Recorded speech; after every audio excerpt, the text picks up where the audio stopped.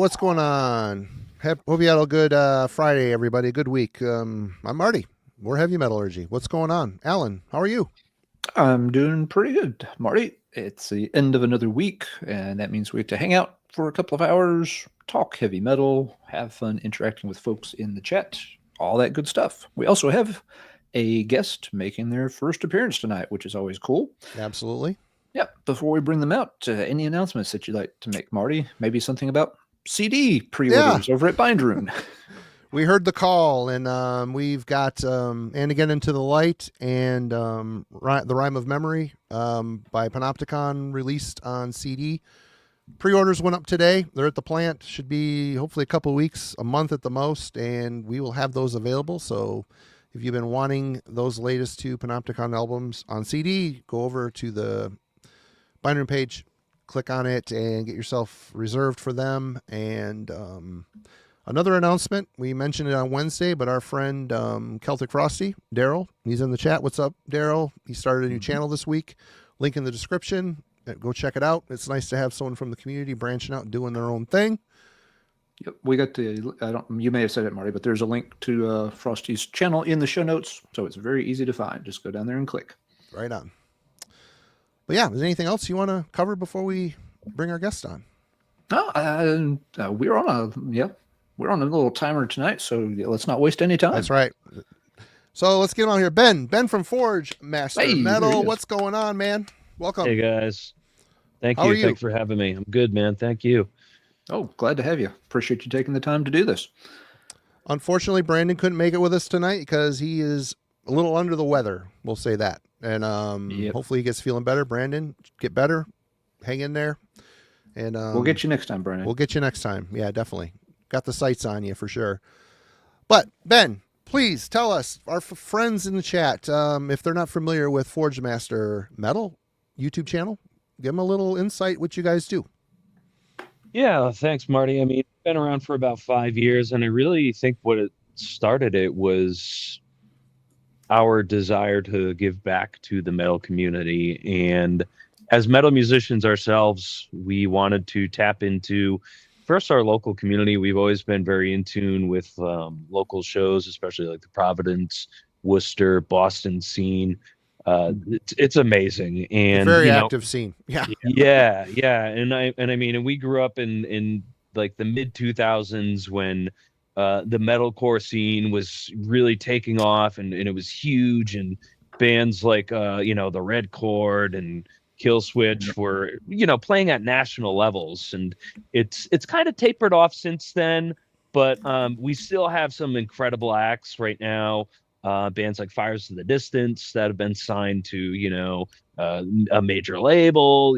There are acts that are over here that are doing really well. So Forgemaster was really a way for us to showcase those bands, showcase our love for metal, and just the love for the music, and to share some of the music that we've been listening to. Right. And Forgemaster's kind of come a long way. I mean, you guys were doing a little bit of everything, and it's kind of evolving a bit. Do you feel like you're in a point now you can kind of share the journey a little bit and where it's going? Yeah, well, I have a background in broadcast media. My first degree is in digital media production, and I spent some time in public access. I spent some time working at Hasbro, where I was an editor. So I've been kind of in and out of the media production scene for a while. And what really compelled me to do this with Brandon is that he was always showing me new music. And when I had the idea, like, why don't we sit down and like talk about this and share our discussions with this, just as we are doing tonight. Yeah. Right. It started off pretty kind of low key, like in his basement, like black curtain. If you go watch, well, I think I started removing some of the super old videos just to kind of clean up the clutter. Don't do that. Leave them there. It's good to have. They're good to have. Yeah. I mean, I'm doing some decluttering, I guess, at this point. Fair enough. If you watch some of the really, really old stuff, it's definitely a different production value. So, I got to bring in some of my professional skills into the mix. And I guess just over time, it's really, we tried to do kind of, as you said, kind of a little bit of different stuff here and there with interviews, with reactions, and really what we've been doing is just flying by the seat of our pants. And as I'm sure you are aware, YouTube, the algorithm is flexible with that, and there's a lot of room for kind of just growing on the fly and just kind of maneuvering and seeing what sticks and what doesn't. You can drop the crap that doesn't stick. And at this point in our lives, we are trying to be in it for the long run. We don't want to burn ourselves out, trying to, just hit crazy milestones or anything like that. So we're kind of changing it up a little bit. We were posting once a week, but now we're going to do twice a month. We're going to stick with our kind of our bread and butter, which is our best of the month. And then we're going to try and do some kind of, I guess like video essay would probably be the best way to put it, with a little bit more of a focus on, the metal culture, the bands, where they got to, where they are. If it's like, we usually talk about some kind of monumental release or release that we really love, like we're going to be doing tonight. And I've always just found it to be really interesting and more fascinating almost sometimes than the music itself. Like, what was in the heads of the people that created this music, whether it was psychopathic or completely deliberate and meticulous. It's fucking interesting. So yeah. Well, you say you don't really focus on big goals for the channel, but I would say you guys have hit a lot of goals, and it's kind of a testament to the content. You guys do a really good job. I watch a Forgemaster episode, and there's no cringe factor, which is awesome. There's a lot of knowledge. It's well done. It looks great. You guys do good. Excellent work for sure. And you're always digging up good records. Your end of month videos, it's always like, crap, I didn't hear that. Oh crap, I didn't know that came out. Yeah. It's like, go find the wallet. Yeah. These sound too good to pass up. Yeah. Thank you. Appreciate it. Well, you guys are also work on some music together as well. We were talking backstage a bit. I realized it. I didn't know if you're in the same band or different bands, but tell us a little bit about your musical pursuits outside of the channel. Yeah, Brandon and I have been, we've known each other for a long time now, very long time. It's been about 20 years that we've kind of, since we met each other, since we've been playing in bands. The first band that we were in was a melodic death metal band called Withered Sun. And it was just basically at the gates in flames worship kind of stuff. Sure. That album is for free on Bandcamp. I, put it up there years ago. It was a fun little project.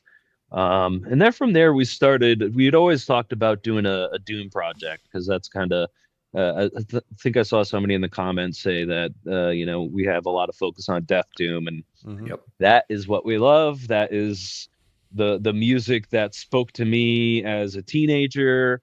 That is the music that has, stuck with me for a long time.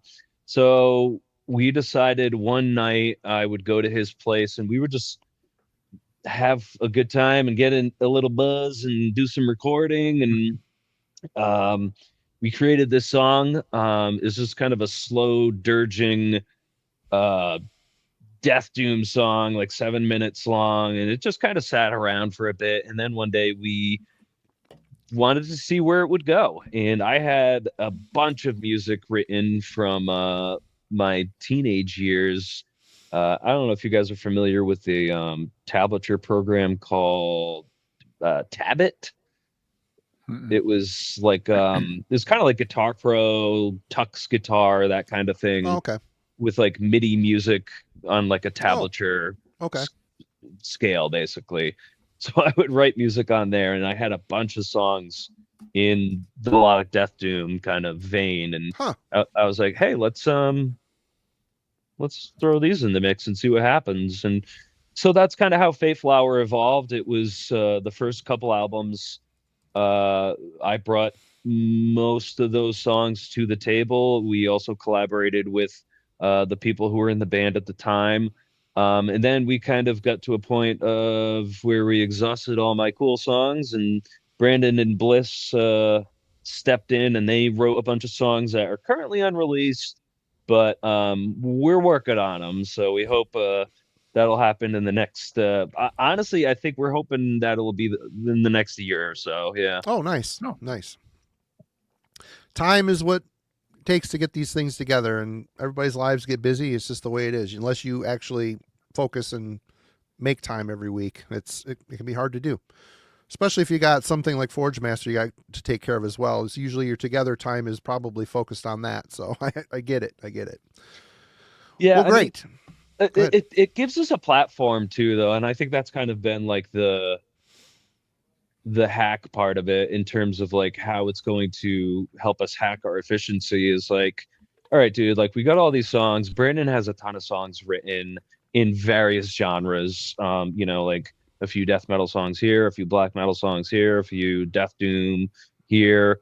And it's just like, it's nice to have kind of this catch-all platform that we can release. And that's what we did back in November, is we released a 3-song death metal EP.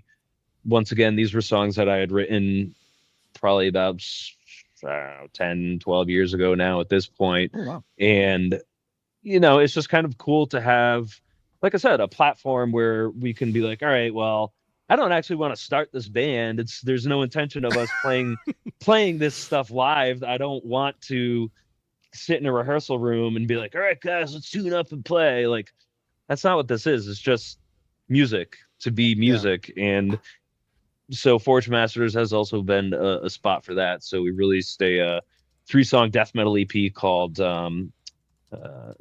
Future Without Organic Life Forms. And we're hoping to do some more of that. So nice. Well, that's cool. It's exciting. And again, thanks for joining us and sharing a little bit with the class here. Hopefully some people click on the link below if you're not familiar with Forgemaster Metal and go check them out. Good stuff. And a lot of good projects going on, it sounds like. Alan, did you have anything for Ben? No, just that, it's a cool channel. They're obviously doing a lot of different things, and good content. Absolutely.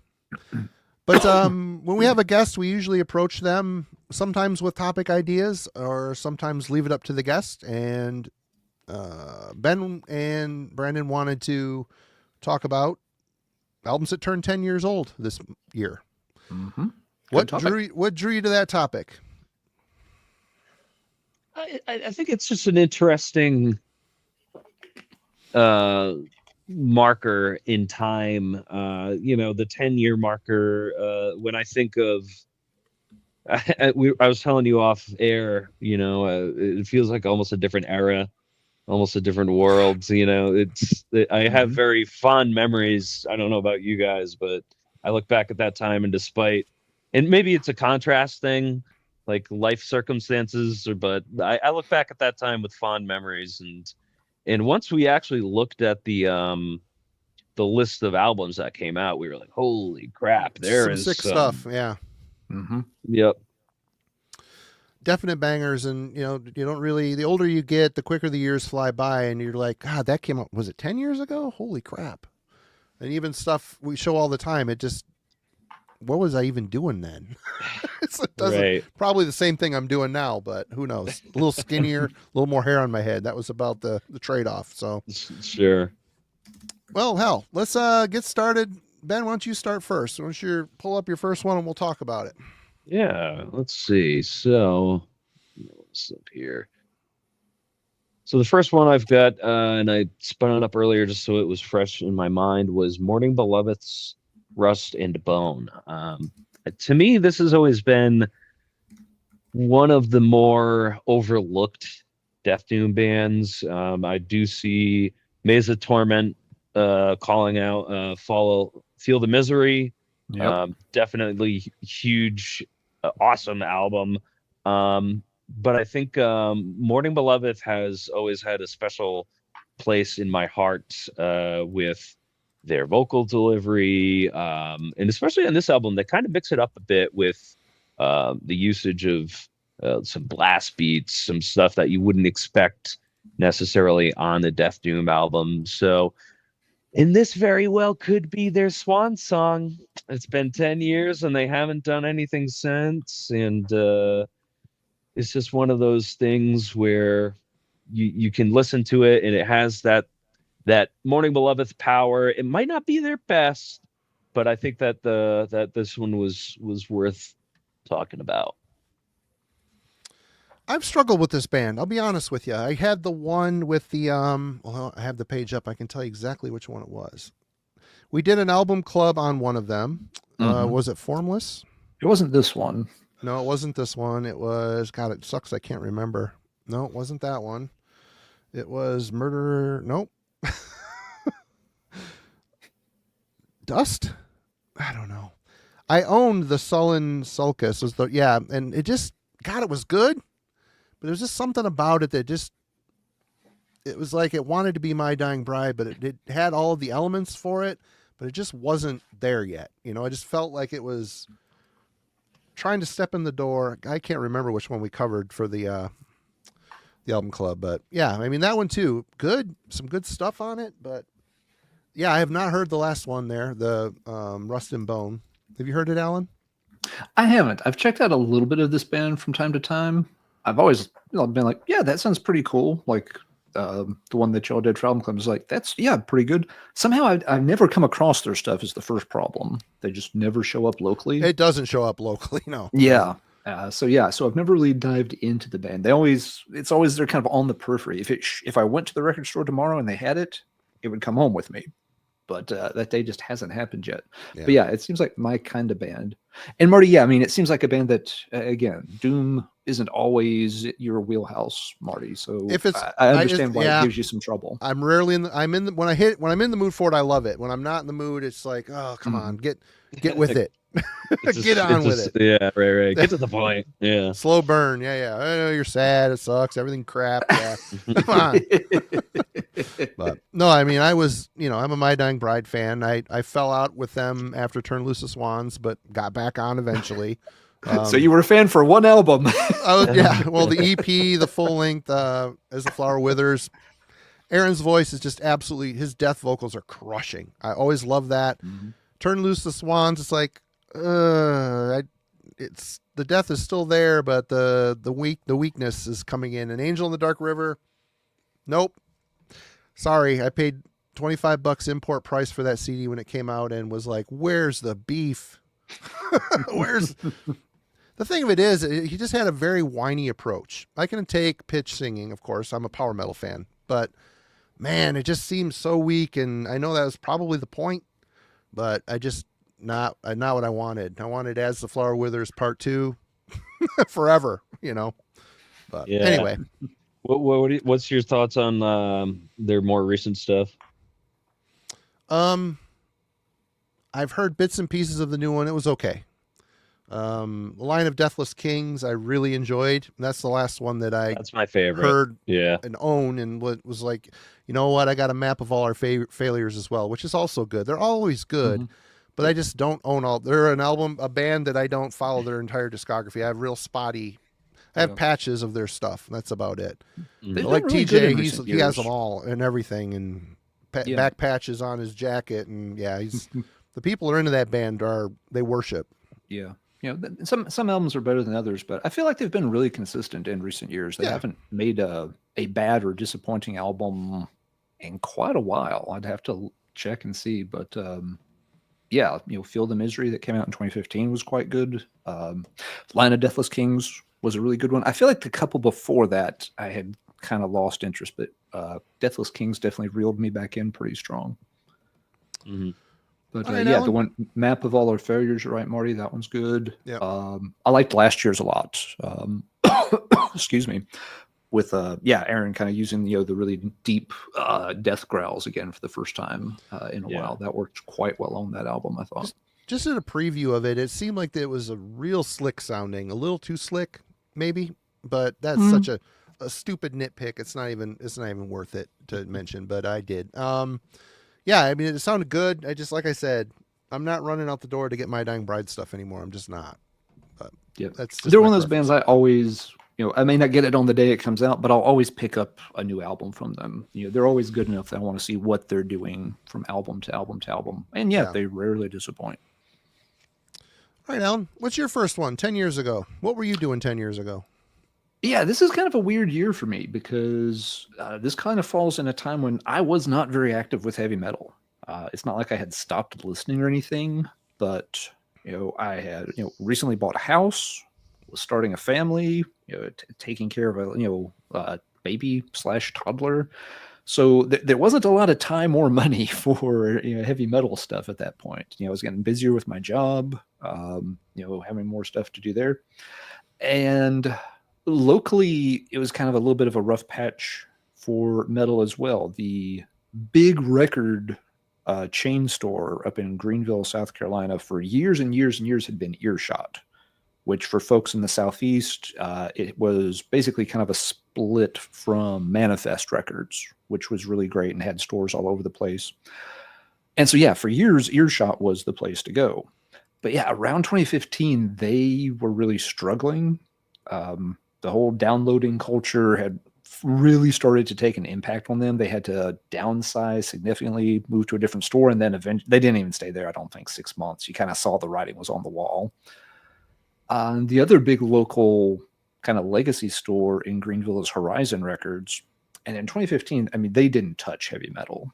They had like the one little half section, in the vinyl bin. Yeah, and they'd have like, okay, here's a couple of Black Sabbath reissues, and somebody brought in this, one random, autograph record or something used, and that was it. Horizon really got into stocking metal a few years after that. But around 2015, it was hard to find anything locally. I didn't have the time or money to do a lot of stuff locally. So yeah, looking through the collection, 2015, I feel like is probably one of the worst represented years in my collection. Most of the stuff I got, I was almost completely checking stuff out digitally, unless it was a band, that I really was into. And then it was just order it from Amazon whenever I've got some points saved up, check out the CD and move on with my life. So yeah, there's some big releases from this year that I don't know very well, because I definitely was not digging around in the underground as much as I was, a few years before that or a few years after that. So strange times, but I did find some things that I liked that year. And in particular, there were some newer bands starting to come up with like maybe their second album or their third album. And this is around the time I noticed them. First one I'll show is a good example of that. It's Germany's Chapel of Disease. They had their second album come out that year, The Repetitive Ways of Mysterious Art, or The Mysterious Ways of Repetitive Art. But, the debut album had been pretty good. And that one was Summoning Black Gods. Decent album. It's a pretty straightforward, old school death metal album. It does it the style fine, doesn't really add anything new. But on the second album, Chapel of Disease, started trying some different things. They were getting, a little bit more, I don't want to say death and roll. I think that gives the wrong impression, but they were definitely getting, sort of more of a rock vibe worked into some of the songs. There was a lot more emphasis on melodies, not so much on going for, kind of the old cavernous sound. It was there at times, but it wasn't there all the time. Even the cover art just kind of, told you that, they were trying to do something different. Jürgen, our buddy over in Germany, sent me this. I had never seen it on vinyl before, and he found it. So big cheers to Jürgen for sending this my way. Yeah, and this band would continue to kind of, explore and advance on their next couple of albums. They broke up early last year, unfortunately, so 4 albums is all we're going to get from Chapel of Disease. But it was more this kind of band that was getting my attention. And the reason I would notice stuff like this is that, kind of my one outlet into metal that I kept plugged in was a digital subscription thing. It was called eMusic. And it was like, it was like $10 a month, and you got so many like download credits. It's kind of a headache to keep up with. But, with $10 of credits, you could easily download 2 or 3 new releases a month. It was like 2, 3, depending on exactly what you picked. And that's where I would pick up on some of these things like Chapel of Disease. It wasn't showing up locally, that was for damn sure. I wasn't active in CDR trading or anything like that anymore. That was ancient history. But yeah, I would see something like this on eMusic, like, that's an interesting cover. Let's check it out. So, okay, yeah, I'll use one of my credits for the month and pick that up. And so, yeah, I spent a lot of time in 2015 pushing a baby carriage around, listening to stuff like Chapel of Disease and some of these other bands we'll talk about as we do the first few rounds, where, again, they were like on their second or third album. They were kind of still ramping it up in terms of their career, getting better and better stuff. So for me, these end up being some of the better releases in 2015. It's not the legacy bands that were really blowing me away. It was more this kind of new generation of bands that had just gotten just kind of getting their feet under them still, like a sophomore effort. Nothing says, my first pick will be Chapel of Disease. Nothing says childcare like Chapel of Disease, by the way. I'll always very careful that when the neighbors would stop to chat that I didn't have the iPod out where the cover art might be visible. It's like, oh, look at the little cutie. What are you listening to, Daddy? Oh, do we need to call child services or something? Yeah, it's the South, that kind of a thing. Yeah. People look at you funny sometimes. But, true that. No, there were no metal-related incidents on our baby stroller walks. Right on. All right. Well, for me, 10 years ago, I'm always looking back at this playlist. I seemed to be a lot more connected and dug in with the black metal, what was going on black metal, especially atmospheric stuff. Many of you know, I co-run Binary Recordings. We had a really good year that year, which we're going to talk about some of them here tonight, so I'll save all of that. But other than just daily survival, it just was really digging in, paying a lot more attention to music. And we're going to start this off with something that not a lot of people talk about. Mesarthim from Australia. This is Isolate. This is essentially, if you like Dark Space, the band Dark Space, this is in that wheelhouse. But Mesarthim, they take very atmospheric, space-charged black metal and incorporate techno. I know you're like, ew, that just like this doesn't feel right sitting on the same descriptive line, but they do it very well. Yeah, they do it very well, and it isn't at all cheesy. It all works together. It all is at the service of the space aesthetic. Obviously, all their records are basically, there's no logo on the cover. It's just a telescope photo from something. But yeah, this is a full-length album. There are several people in this band, and it wasn't until this past year that they played their first couple shows, and they had like the masks with the LED light up stuff and the background, and they totally leaned into it. Oh, come on, Simon, they're your home country people. Give them a try, you might dig it.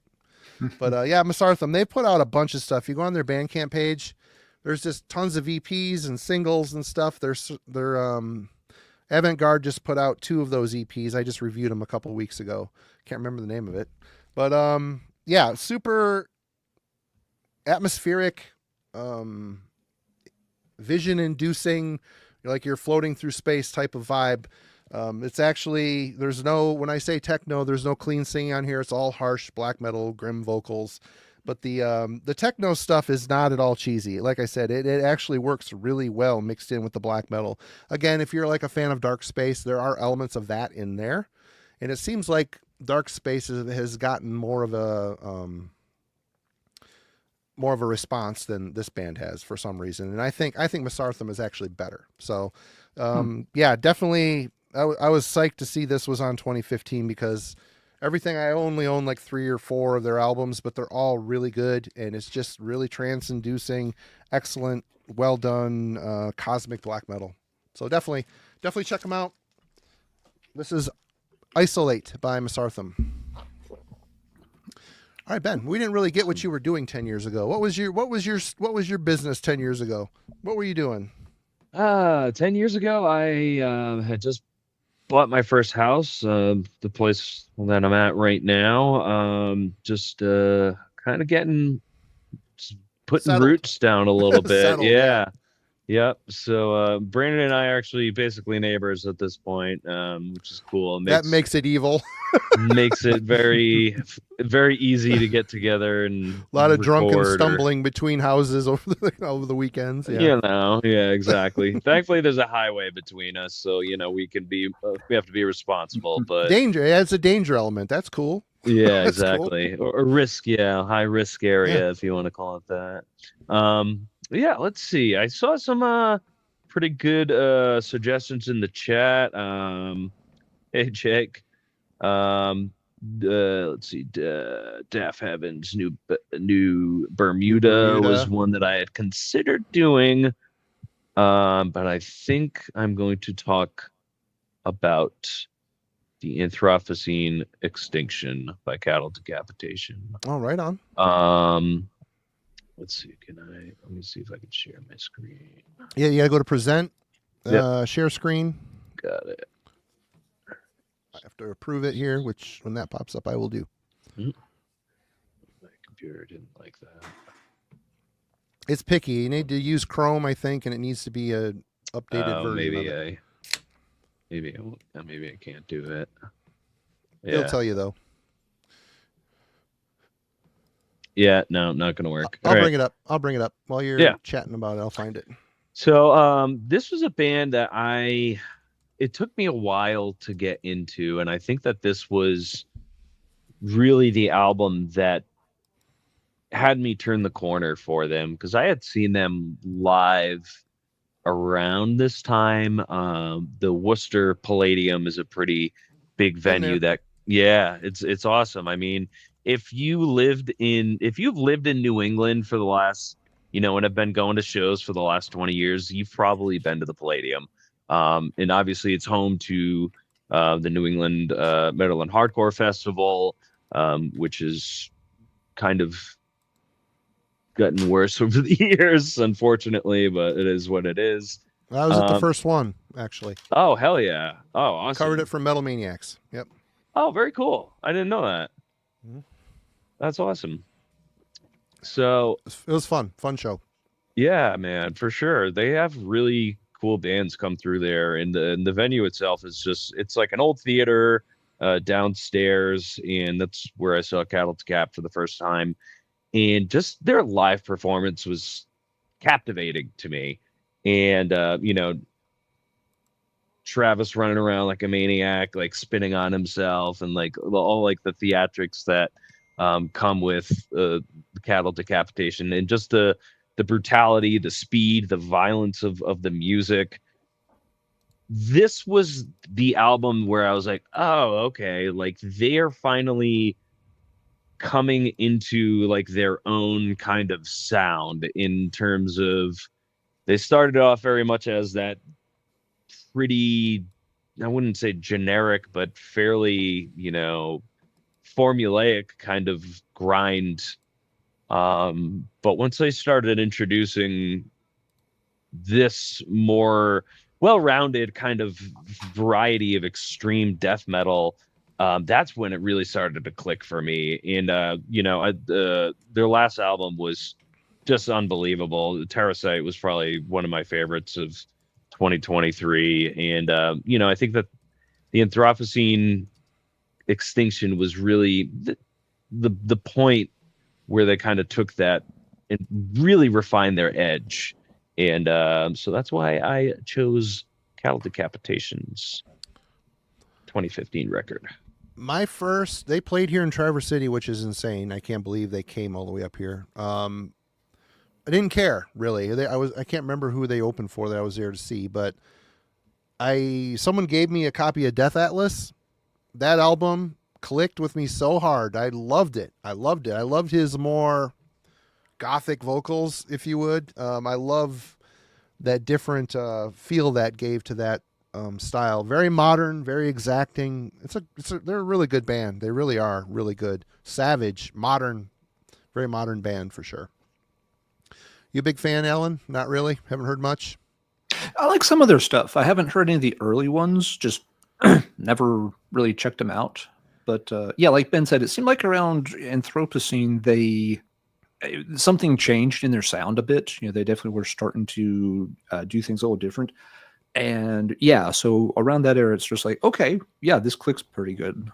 Like you, Marty, Death Atlas, that one was surprisingly good to me. It was one of those that, what was the single off that? Bring Back the Plague. Yeah. I think it got a lot of play on Sirius XM and stuff like that. And so I'd hear it commuting back and forth to work. And I was like, this is actually a pretty good song. So yeah, when I had a chance, I picked up the records. It's like, yeah, this is pretty good.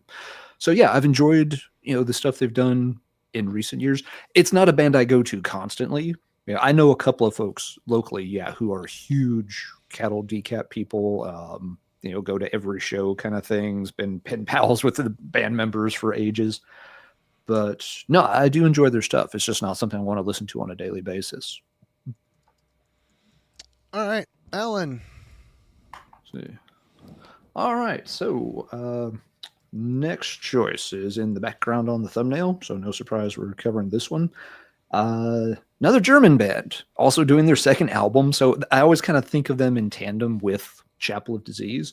It is Sulfur Aeon, and this one is Gateways to the Amphitheater. Excuse me. Can't quite get myself cleared out tonight.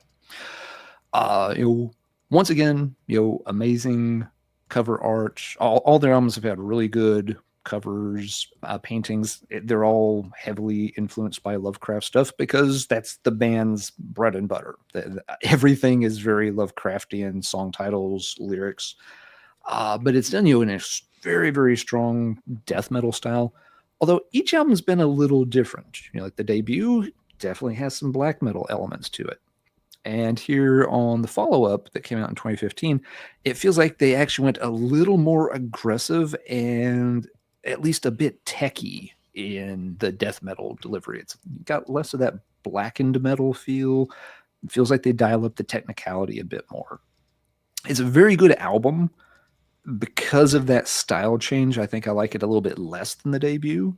The debut, I've caught on. This was another band that I happened to randomly catch on to early because, looking at, things to download each month, it's like, oh, that's a Cthulhu looking thing. How bad can it be? It's like, oh, damn, actually, it's really good. But yeah, so, the sophomore effort here is not my favorite in their catalog, but it is still a very good record. It's just slightly different than the ones around it.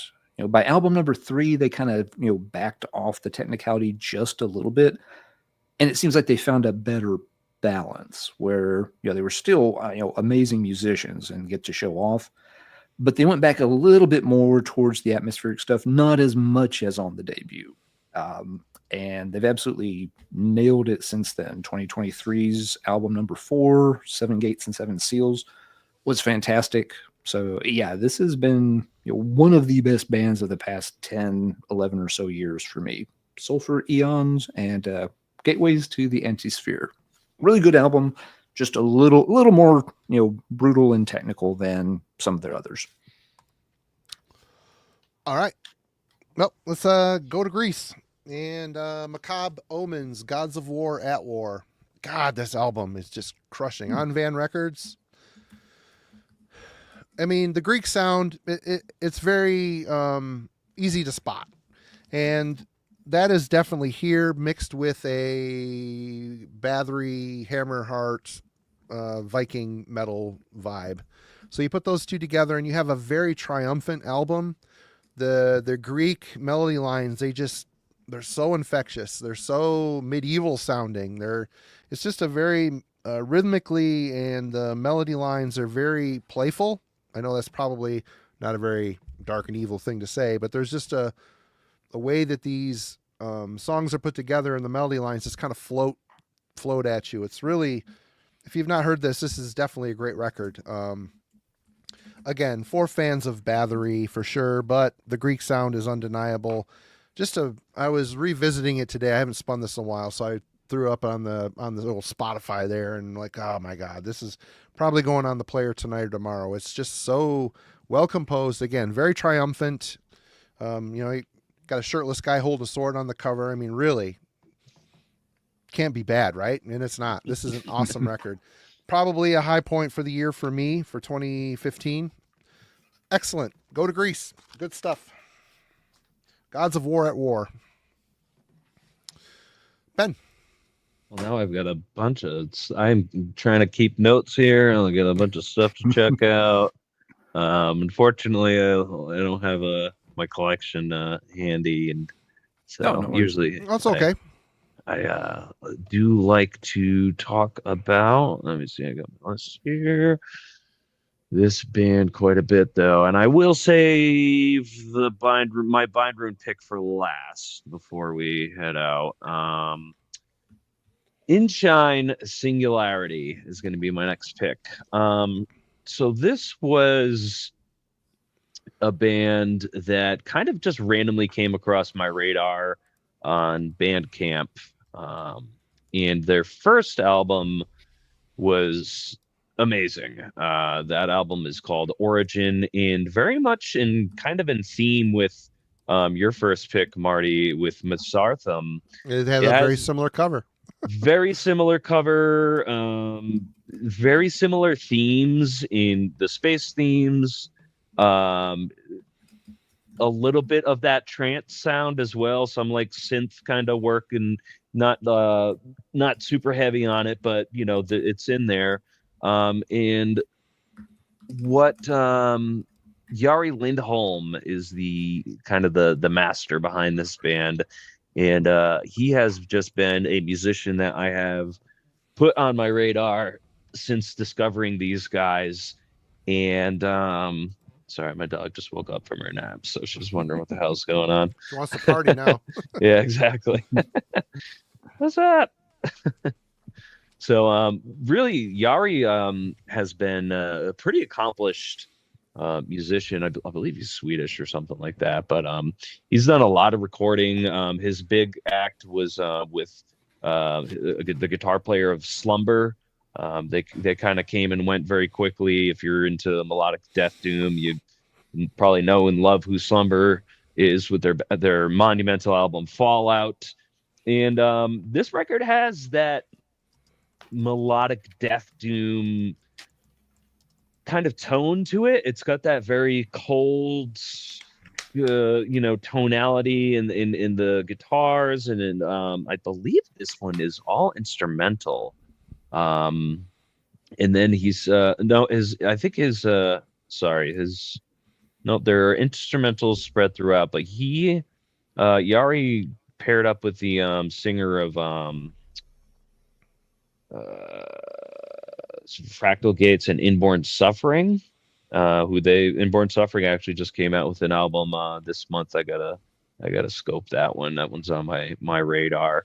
But anyway, so what I really love about what Jari has done here, Singularity is just a very strong follow-up to Origin, and they really lean into that kind of melodic death doom, but with a little bit of that kind of atmospheric black metal tinge to it, kind of embracing that sort of that coldness. A lot of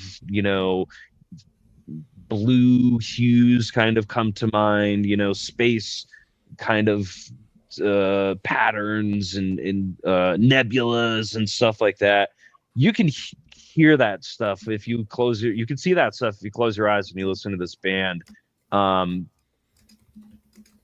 It's probably it's probably their swan song. It's probably their last album. They have not done anything since, unfortunately. But Jari is still pretty active. He's in Ex Genesis. He's pretty active as a recording engineer as well. So if anybody hasn't checked out Inshine, I highly recommend it. Inshine, never heard of them before. Definitely. Yeah, don't know this one either. Sounds interesting. All right, Alan, what you got? All right. Yep. Some folks have been mentioning this one in the chat as kind of one of the big albums that made a splash in 2015, and I'd have to agree. Can't believe this is 10 years old already. That's one thing I liked about Ben and Brennan's choice too. 10 years is one of those points where you look at some of the stuff, and all of a sudden you realize it's been a minute since that came out, but it doesn't feel like it. And that's very much the case with Batushka's Liturgia. This band sort of popped up in a way out of nowhere, and the album got a lot of attention in 2015. They had sort of a different take on black metal, working in more of the Eastern Orthodox chanting and such, which they did fantastically well. I mean, it's not, looking back, there's been a ton of bands that have tinkered with this sound since then. And yeah, it's not necessarily the most complicated thing to put together. It's just that, folks hadn't really tried it out a whole lot. And Batushka was the first ones to do it and get it in front of people's, eyeballs far and wide. I'm sure there were some bands that had tried it here and there, but had just never, gotten a lot of attention for it. So yeah, this came out, kind of blew people's minds, and it was one of the most talked about albums that year. And once again, for me, it was just one of those matters of when I would check in on, message boards and stuff like that, is Batushka this, Batushka that, saw it online. It's like, okay, let's, I'll use the download credit and check it out. And yeah, really liked it. So I ended up picking up the CD of it, and it's still a good listen. It's the kind of thing that makes decent background music. If I don't want to sit and listen to it note by note, I don't have to. The band, of course, sort of imploded almost before they had a chance to do anything else. And it's become almost just a comedy of errors since then. There is a two-man project, and before you knew it, each guy claimed he had kicked the other guy out, and they're fighting over the name. A second album came out by one of them using the name, but it sounded really weird. The other guy got a different name and made an album that sounds more like this, but it's under a different name. And just, on and on and on. And then this year, we've got another Batushka themed project out at the start of the year with the Patriarch album, which, Ben, I think y'all had that in your January roundup video, did you not? We did, yep. Yeah, because that's one I had missed. It just, and somebody had even mentioned it, but it just did not connect with me. It's like, oh, it's those guys taking another swing at it. But then y'all covered it and had some clips. I'm just like, oh, yeah, I should go check that out for sure. So yeah, I was glad y'all included that, because I had completely dropped the ball on that one. So maybe things work out better the second time around with the Patriarch project. We'll see. It seems to be getting a pretty good response from folks here at the beginning of the year. But we'll have to see. Again, it's been 10 years at this point. Other bands have had a chance to develop this sound and style and to try to catch up with them. Yeah, when you fall apart after the debut album and it takes you 10 years to get back on the rails fully, the scene can catch up with you. You lose a lot of momentum that way. So hoping it plays out well for them. I've heard the Patriarch album a couple of times at this point, not very much, enough to realize that, yeah, it's doing the style pretty well. Nothing overly complicated, but personally, I like the sound. So I'll be spinning that some more as I have time. But yeah, Batushka's Liturgia was a big release for the scene in 2015. It's just a shame that the band couldn't capitalize on that. And if they had, who knows what they could have been doing by now. But at least they're still around, and with Patriarch, putting out some cool stuff. You couldn't escape this album in 2015. Yeah, it was the biggest thing, and this was probably about the time where I started to kind of get back into listening to new music and stuff, because for a long time I had been just listening to the same stuff. So yeah, I recall this coming out and it just being wildfire, as far as catching on and with the trends and stuff. Yeah. Again, 2015, I was not well plugged into the heavy metal scene, so if something was getting from my eyes, it was either a band I had followed for years, or it was something that you couldn't avoid. And this was definitely, you're right, Ben, one of those things you couldn't avoid it in 2015. Even pushing a baby stroller around the neighborhood for hours on end, I knew about this album right away. All right, Marty.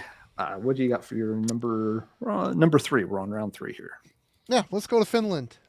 This is another band. Let's go to Finland. That sounds Let's fun. go to Vacation. Finland. Let's do it. This is a band that you couldn't really escape in 2015 either. Cosmic Church with Vigilia. This album, this band, project. It's one guy, dude there in the red cloak. But this is Finnish black metal. Definitely has a sound. It's got a raw black metal feel with more of a slight rock vibe in it. Punk, crusty punk. This is not that. This is straight up Finnish black metal, but way more atmospheric black metal. There's just a very almost oppressive atmosphere swirling around in this. Very woodlands. I mean, all of his album covers is him in his bathrobe out wandering around the woods. So that's what you get. And this is a project that ended, I think, a little too soon. He seemed to be really on a roll of putting out some good quality stuff. It's dense, it's caustic, very dissonant, but yet there is an aura of melody that's swirling around in the background in the mist, essentially. And I don't know, I've always really enjoyed this project. Like I said, I'm a sucker for the Finnish stuff. And yeah, this is just a very well put together. The production is just the right level of shittiness, but it's not. It sounds produced. You know, there's just black metal to me. Super produced black metal. I like it, but it's just like the stuff that has just that aura of dissonance. It adds another element to the music, and this here is just kind of the perfect. Everything kind of come together really well on here. So yeah, Cosmic Church, if you're not familiar, definitely dive in, especially the last 3 albums. But yeah, it's Cosmic Church, Mr. Landau, for sure. Check it out. Vigilia. Good stuff. Really, really well done atmospheric black metal from Finland. Don't think it's sketchy. So yeah, that's one thing. You start wading into Finland, you're going to probably get a certain degree of that. I don't think there is any of this relation here. But again, you can't, when you look him up you can't tell what other bands he's been in. So hope for the best. Expect the worst, hope for the best. Anyway, Ben, you're back. It's a gamble. It's a throw of the dice. Yeah. I do love some good Finnish metal. They do it differently. They definitely do it differently. There's a lot more. Yep. It's somber in a way that nobody else can replicate. It's funny. You got 3 northern countries. Nordic countries that all have their own sound and they're all connected at the tip. It's funny. Mm-hmm. It's weird how it works. But you're my next pick. Thank you. My next pick is, I guess, I mean, I don't know if it's one that I would put into the category of inescapable, but Elder's Lore was probably the album that put them on the map. And luckily for me, I have been able to catch Elder. They are from around here. I think they hail from Boston or somewhere in Massachusetts. So I've been able to catch them at, I believe, Ralph's Rock Diner, which is another venue in Worcester. It's actually a few miles away from the Palladium, which I had spoken about earlier. And I've played there. I've seen a bunch of bands there. It's just a really cool little metal venue. So Elder just has this, if anyone's not familiar with them, the stoner rock subgenre kind of gets a bad vibe and a bad rep, and I can understand, and some of it can be pretty lame. But I think Elder tapped into all of the elements of psychedelic rock, that Black Sabbath era, blues turned heavy metal sort of sound, and doom and stoner, and really made it into something very trippy, very kind of locked in. If you see them live, you understand what I mean when I say locked in. It's just they kind of really get into this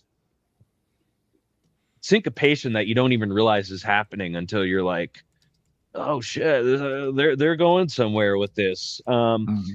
So for some people, Elder is not their thing, and I get it, but I think that this was really the one that put them on the map, and they've been doing really well since. I mean, they've kind of done their own sound. Even their last one, Innate Passage, was quite good. But I think that when I think of Elder and their explosion into the scene, I think of Lore. So according to Metal Archives, Fairhaven is where they started out, and then Providence, another from Berlin, Germany. So they started out around here. Like I said, Providence scene, fucking awesome. It's got some wild bands. Daughters came out of Providence. I'm trying to think of there's at least one other like big like grind band that came out of Providence. I wasn't really into that, but we get some really cool acts around here, and Elder was one of them. So that's why I picked them. Right on. Nice choice. See, Marty, y'all reviewed the one before this on Album Club, right? Nope, we reviewed this one. I actually have it in my stack. Oh, was it? Okay. I thought y'all did, was it Roots in the title? Dead Root Stirring. No, I think it was this one. Okay. No, you know better than I. But yeah, that's well said. I don't remember Ben. shit. You're right, Ben. Some of the stoner stuff can just get too monotonous or draggy for its own good. But Elder doesn't suffer that problem. They managed to keep it pretty interesting. It's not for everyone, and folks will sometimes argue about, do you call it metal? Is it stoner rock? Does it fall outside the metal boundaries? But regardless, they keep it. It is an interesting listen. So yeah, cool choice. All right, Alan. Okay, let's see. Number 4 here. Yeah, we'll do with this one. I was pretty excited when I heard this came out in 2015. It was album number 3. So again, another pretty young band. These were the ones that gravitated towards in 2015.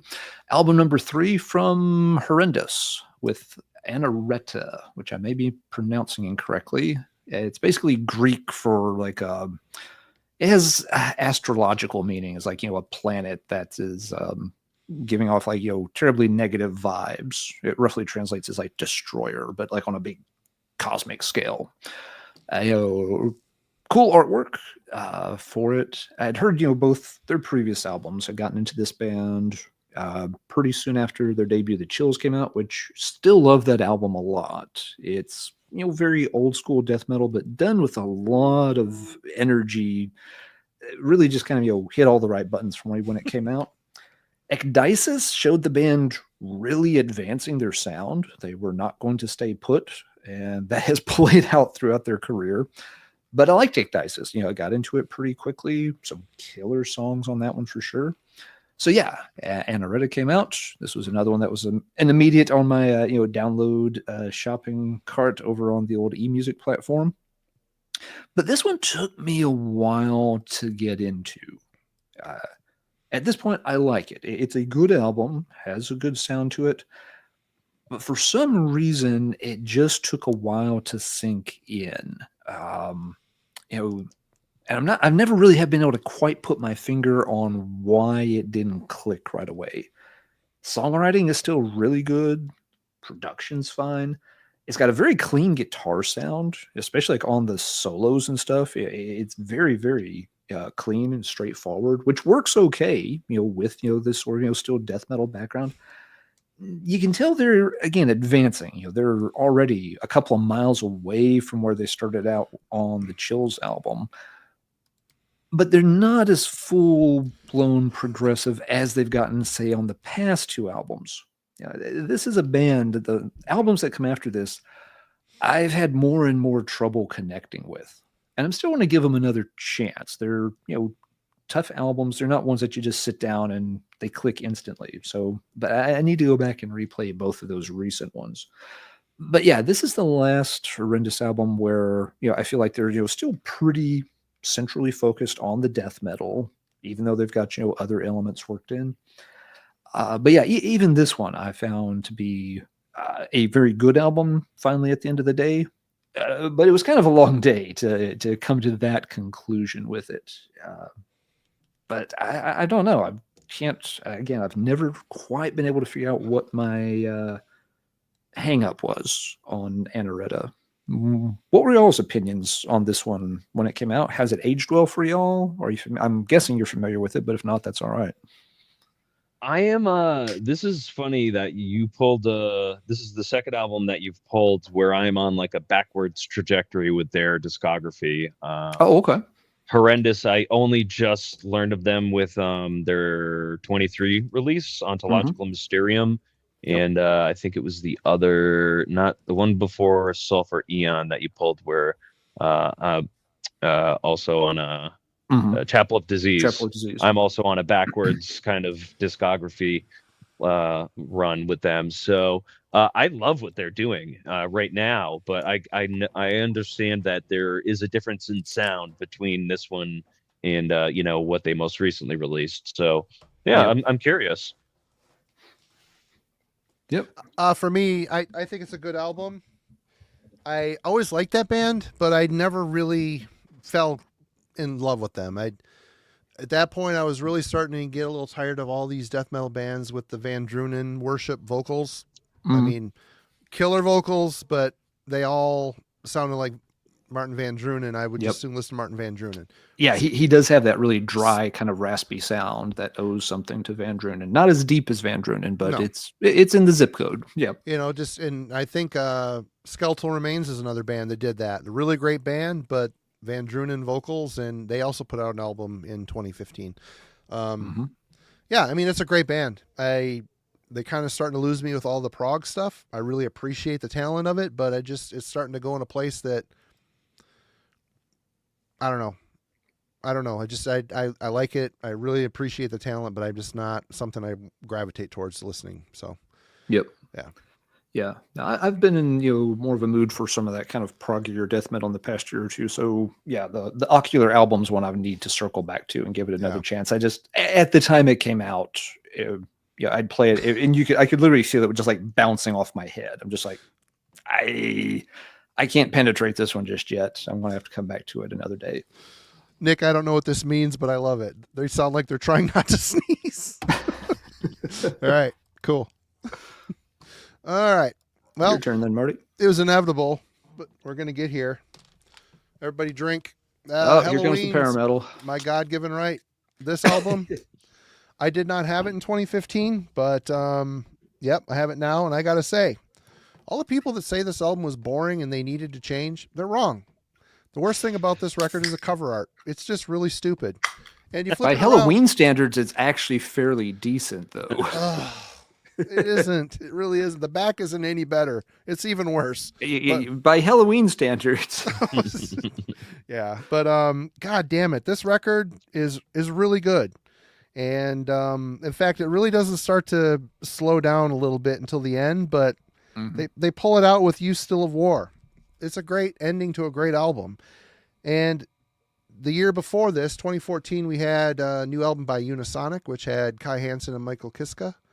And you also had a new Gamma Ray record, which has been their last album as of now. And if you would have told me that all these guys getting back together was a great idea, I would have said no. I said, this rules, Unisonic rules, Gamma Ray rules. Why would you get everybody back together and fuck up all that other stuff? And if it came back together and it wasn't good, it ruins a lot. They had a lot to lose, but they approached it with no ego and grace. And, obviously we all know what happened there. The self-titled Halloween record is amazing. But this here, I love the production. It's really bright. It's really sharp. The songwriting, Heroes, Battles Won, the single, My God-Given Right. It's an obvious single to choose. It's more catchy. It's more commercial. Stay Crazy, Lost in America is a fun song.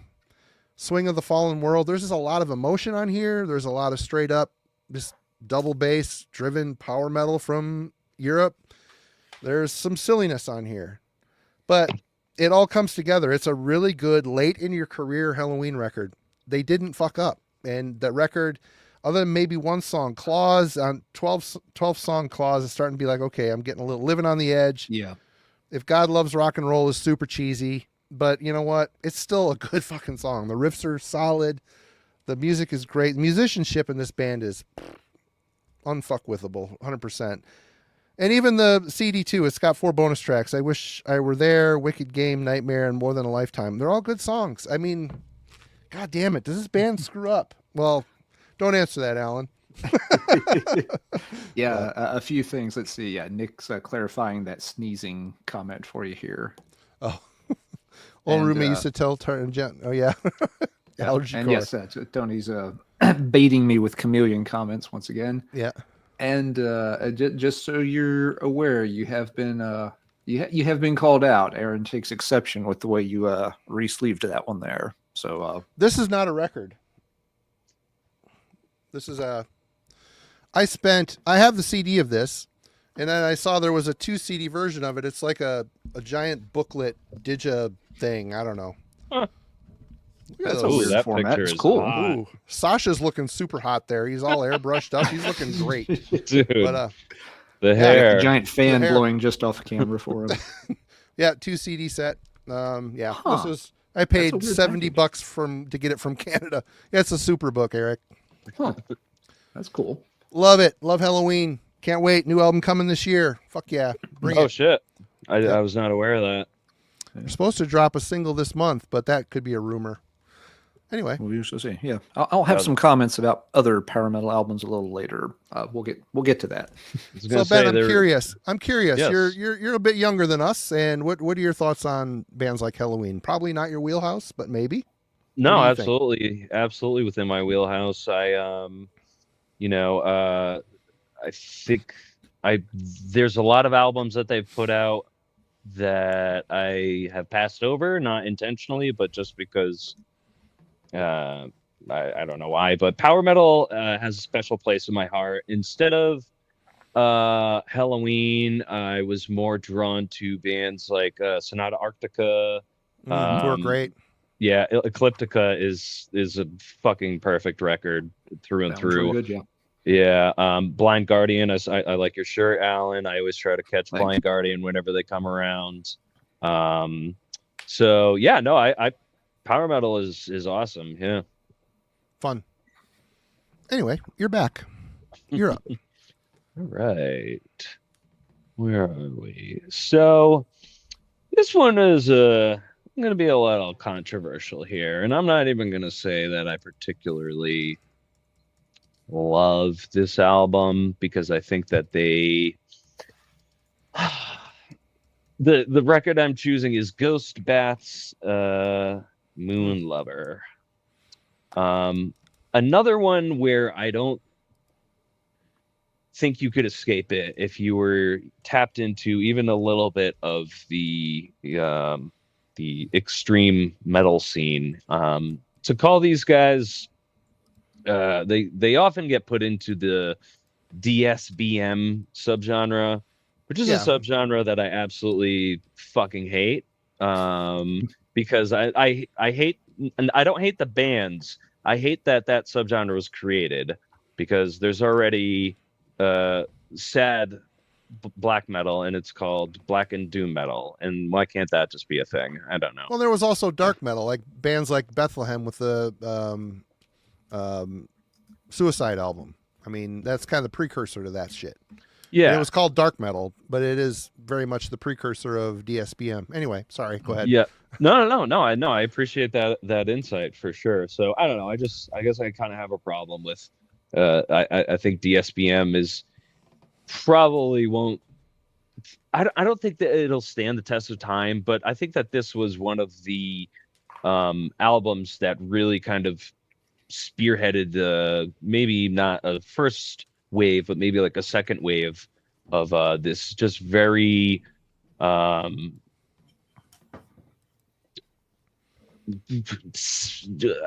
cavernous is not the right word, but this just the vocals I think obviously got a lot of flack and rightfully so. They go for that kind of howling, screeching vocal stuff.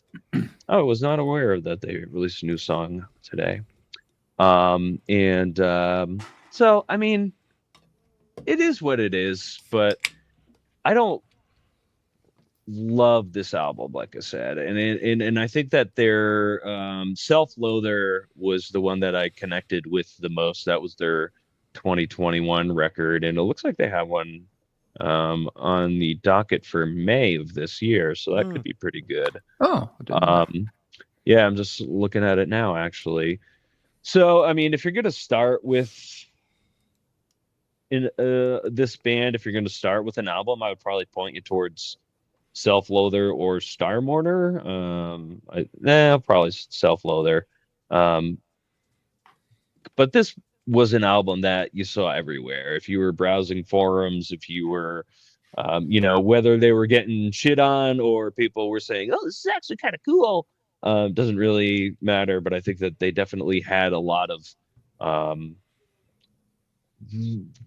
attention for whatever good or bad reason. And I think bands like Unrequited kind of fall into this category. In Autumn for Crippled Children, which is now called An Autumn, they've all kind of teetered along and done their thing, and I feel like the DSBM subgenre is finally kind of growing up a little bit. Maybe the teenagers are becoming adults and are starting to. They're not that dedicated to their craft, is what you're saying, to their message.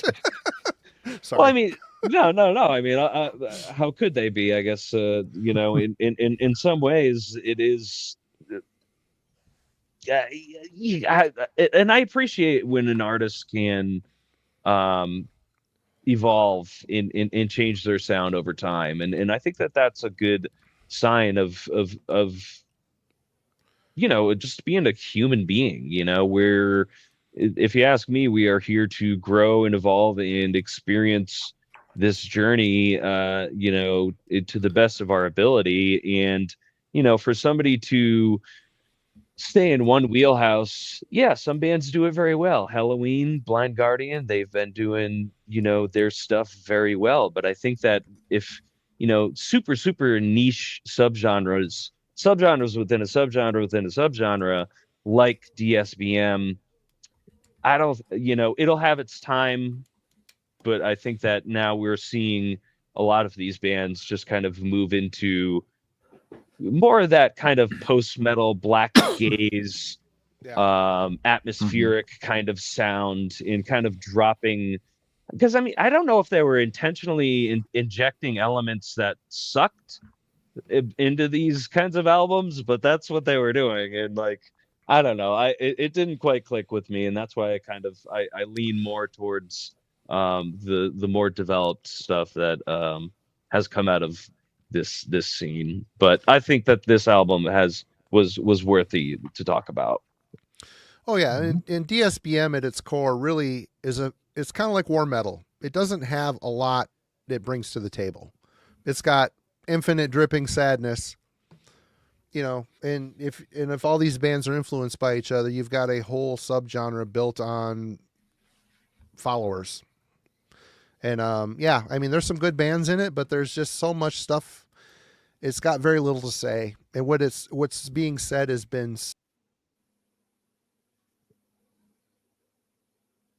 Oh, Marty was saying something, and now he's not. His connection must have dropped. But hit my button on the stupid mouse. Damn it! I hate it. The back button. Yeah, but it's been said before. You were saying that they didn't have much to say, Marty. Yeah, and I just put an exclamation point on my sentence with that. Yeah. You're like, this is what they did. Yeah, you got sniped by the DSBM assassins. Right on. Yeah. I basically said all I was going to say. I was just going to repeat myself 3 more times anyway. So that was the universe editing me. Yeah, I missed this one when it came out in 2015. Didn't pick up on it until years later.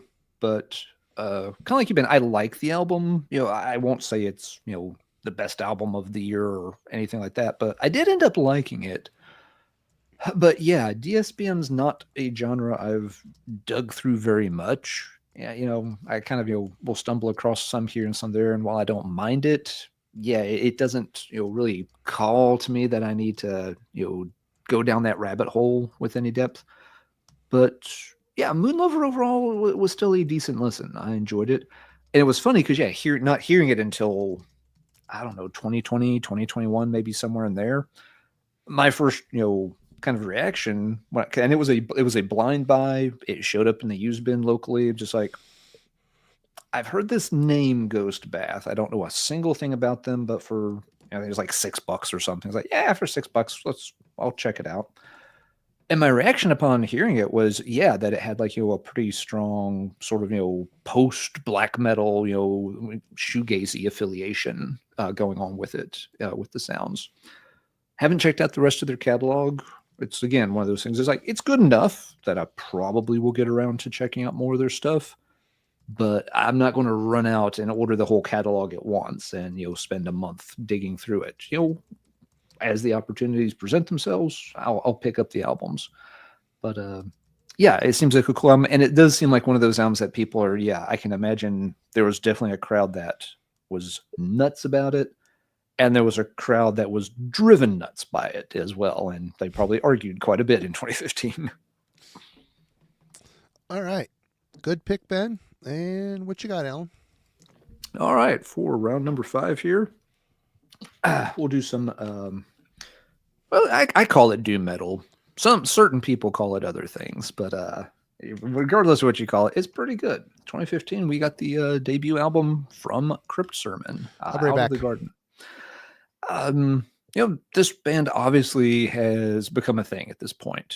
The sophomore album made a lot of waves, and then last year you had Stygian Rose was at the top of a lot of people's end of year lists. It got just top-notch reviews pretty much everywhere. It was really impressive how widespread the coverage was on last year's album, because it's not an extreme metal band. They work in kind of that Candlemass style of epic doom metal. You can they're definitely lean into traditional metal, but there's definitely have those kind of classical doom metal vibes worked into it as well. This was another one that was completely it's there on eMusic. I need to burn a credit this month anyway, or I lose it.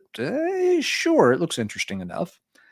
And it's a pretty good album. Now, I do think the more recent albums are better. I think this was a decent start.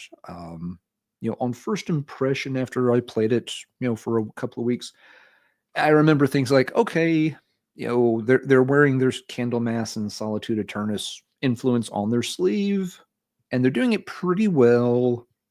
I'm not going to run out and track down the CD right away, but I'm going to keep an eye out for when they drop their next album. And when the second album came out, it's like, oh, okay, good. They're back. Let's see what this one's like. Oh, this one's okay. They've definitely kind of dialed in the sound really well now, and they've been nailing it ever since. So this was a debut for me that showed potential. There are some folks that swear by this album, and that's really cool that folks got into it more than I did. But for me, yeah, it's like there's some good stuff happening here. They've got some good ideas.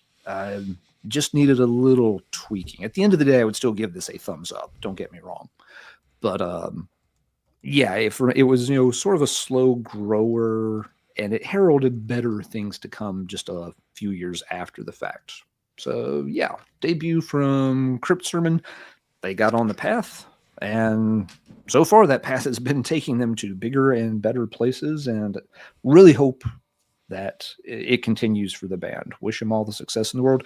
It's really cool to see a band in that more traditional doom style get a lot of praise, because a lot of times in this day and age, it feels like, yeah, you've got to wear a clock on your head and some kind of gold lame shower curtain and just making the most crazy, fucked up, dissonant noise possible before someone will pay attention to you. And Crypt Sermon couldn't be any further from all that. But yeah, I think the quality just shows through, and people really latched onto that with the last album, and that was fantastic. So Crypt Sermon number 5. That's my choice. All right. Well, there's probably albums that came out this year that I listened to more, but this one is so good, and I really have never seen anybody show this on YouTube. So, Crom Dubh, with Heimweh. It's all in Gaelic. It's Cromdubh, Crom Dubh. This is two members of Craven Idol. They're a band from London. They're going with the Gaelic English black metal thing with folk and atmospheric influences mixed in. This is a really solid, well done. This could have been a Beinrune band. It has that sound to it. Very spacious. There isn't a lot of like instruments on here to make it folky. It's again the way the harmonies and the riffs. They have a bounce to them. You know what I mean? There's just a catchiness. Really sick, miserable vocals. Another one on Van Records. Tell you. But yeah, this is just a super solid band. I never really see much talk about this. They had a demo in this album, and I think this was it. Let me check before I open my mouth. DUBH. Nope, they had one more album after this in 2019. Firebrands and Ashes. Ooh, killer cover too. But yeah, this is a very solid band.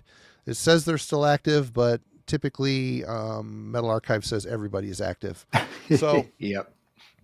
Yeah, not a lot to say, but if you're into our label Beinrune, it's definitely in that realm. Very atmospheric, woodsy black metal with a lot of folk elements. And again, it's more in the spirit and flow and feel of the songs. Once you hear it, you'll know what I mean.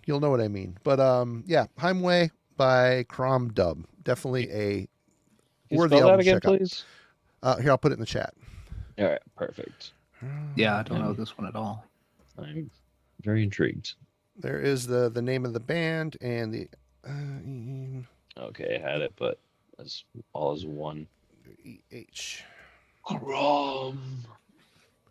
Oh, so I have seen that name before, but yeah, I'm sure it is not. I'm not pronouncing it correctly because you start talking in Gaelic. It doesn't sound like it looks at all. So definitely check it out. Great stuff. Very cool. Yeah. Right. See, Ben, you got time for another round or so with us? I have time for my final round, which is going to be my Beinrune pick, and I got it right here. Yes, dude. And probably that is my album of the year for 2015. This album is so freaking absolutely ridiculously great. Yeah. It's unbelievable, man. So just to kind of draw some context, I started getting into Nachachwin circa 2011 or so. And by that time, let me make sure I'm not talking out of my ass. By that time, they had released Azimuths to the Otherworld and Algonquin Mythos, which in themselves are great albums. Yep. At Night May I Roam is like one of the best songs. Yeah. One of the best songs ever written, dude. Like off of Azimuths, Red Ochre. God, I love that freaking song. Oh my God, it's so good. Yeah, dude. And we've told Aaron to his face, like, dude, you are just one of the best fucking songwriters like out there right now, dude. And so at that time they were teasing these metal elements, this gigantic burly, what you would imagine as like a Native American berserker, just kind of coming out of the woods with a fucking hatchet ready to just smash you. They were introducing these elements, and I was like, dude, please give us a metal album. Give us a metal album, man. Because, up until this point, they had kind of done what I would, call like Alice in Chains nutshell style, where it's just very acoustic driven, singer-songwriter type stuff, especially on their side project Force of the Soul. Very singer-songwriter. Yeah, exactly the way to put it. So when Heart of Akamon came out, man, it was just, oh my God. It's one of those albums that I can just let run for hours. It really, if it came down to that, it was one of those records that didn't leave my car when I was, doing a lot of driving at the time. It stayed in my car for months, really, and I would just go through that album in piecemeal, but then I would come home and and listen to it a couple times, and it's just such a journey of what Aaron wants to convey in his storytelling, what he can showcase as a musician, as an audio engineer. And him and Pohanaisen have just such an unbelievably good connection as musicians. Like, some of the spots on this record, like for example, let me bring up the song list. Lost on the Trail of the Setting Sun has some of like the best like bass, drum, and guitar interplays that like these guys have ever written. And like the whole record does not feel like a 44-minute record. It doesn't really quick. At all. And it begs for repeat listens. And this is just the pinnacle of what this band has put out so far. I give Black Braid a lot of credit because they're doing cool things, but Nachachuan they were here in 2015 doing this stuff. And for those of you who are unaware of this band, stop the stream, go listen to that album at least twice, because it is a perfect example of how to blend folk, black metal, and just Americana. to tell Americana. Yep, absolutely. And just to tell a story. Yep. Nope. And you'll never find more talented musicians, really. I mean, the talent, between those two, Aaron in particular, he's a classically trained guitarist, and he is phenomenal. Last time he was here, we went to a guitar shop downtown, and he picked up a guitar off the wall and started playing, and all 10, 15 people in the record store or in the guitar shop came over and made a semicircle around him and were watching him play, like, with their mouths open. The owner of the place came out and he's like, "Can I set you up with this cool Fishman amp? It's an acoustic amp." And he set him down. He's plugged. "Can I play with you?" And he sat down, started playing with him, and they're playing together. And I'm just like, yeah, that's, when I pick up a guitar, it's like, whatever. And he's like, he draws a crowd. He's such a talented, and he's such a sweet human too. I love Aaron. I love Andrew. They're great dudes. And for those that don't know, Andrew, who has also been the co-conspirator in Nachachuan, he also does Iron Flame. Excellent U.S. heavy metal. He doesn't like to be called power metal, so we'll just call it U.S. heavy metal. And he's also a singer for Icarus Witch, and also the bassist, guitar singer in Brimstone Coven. So busy musician, great dudes. They should have definitely been bigger. They needed to be out on the road, doing it. But great stuff. Check it out for sure. Great pick. Yeah, it's perfect. It's a perfect record through and through. You combine his songwriting, talent and playing ability with his, love of the subject matter, and the fact, that he, researches that stuff and knows it, really in depth. And it just shows he couldn't not write a great album on this material in this style. And he'll be coming back on Heavy Metallurgy. I talked to him here a week or two ago, and he said he wants to come back and be a guest. So we'll get him on here soon, folks. And been too long. Yeah, it's been way too long for sure. Awesome. I'm sure you're watching too, Aaron. Cheers, man. And Alan, you're back. Let's see now. But before I do another one, I think we're at Ben's cutoff time. Oh. So, Ben's got to jump a little early tonight. But really appreciate you hanging out. Lots of cool albums there. Definitely. Some things I'm going to have to look into that. Like I said, this isn't a year I know particularly well. So we're all taking notes tonight. And Ben, it's been a pleasure. It's long overdue. I'm glad we got you on. Next time we'll get your co-compatriot on here as well, and we'll do something else. It'll be fun. Yeah, man. Hopefully we'll clear up Brandon's lung butter and put that into a little vial somewhere and burn it in space or something like that. So yeah, man, appreciate you very much. Love what you're doing here. Obviously, Well, thank you. big fan of Bind Drone and what you guys Thanks, are putting man. out. You know, so Appreciate it. thank you very much. Thanks for having me on, guys. It's been great.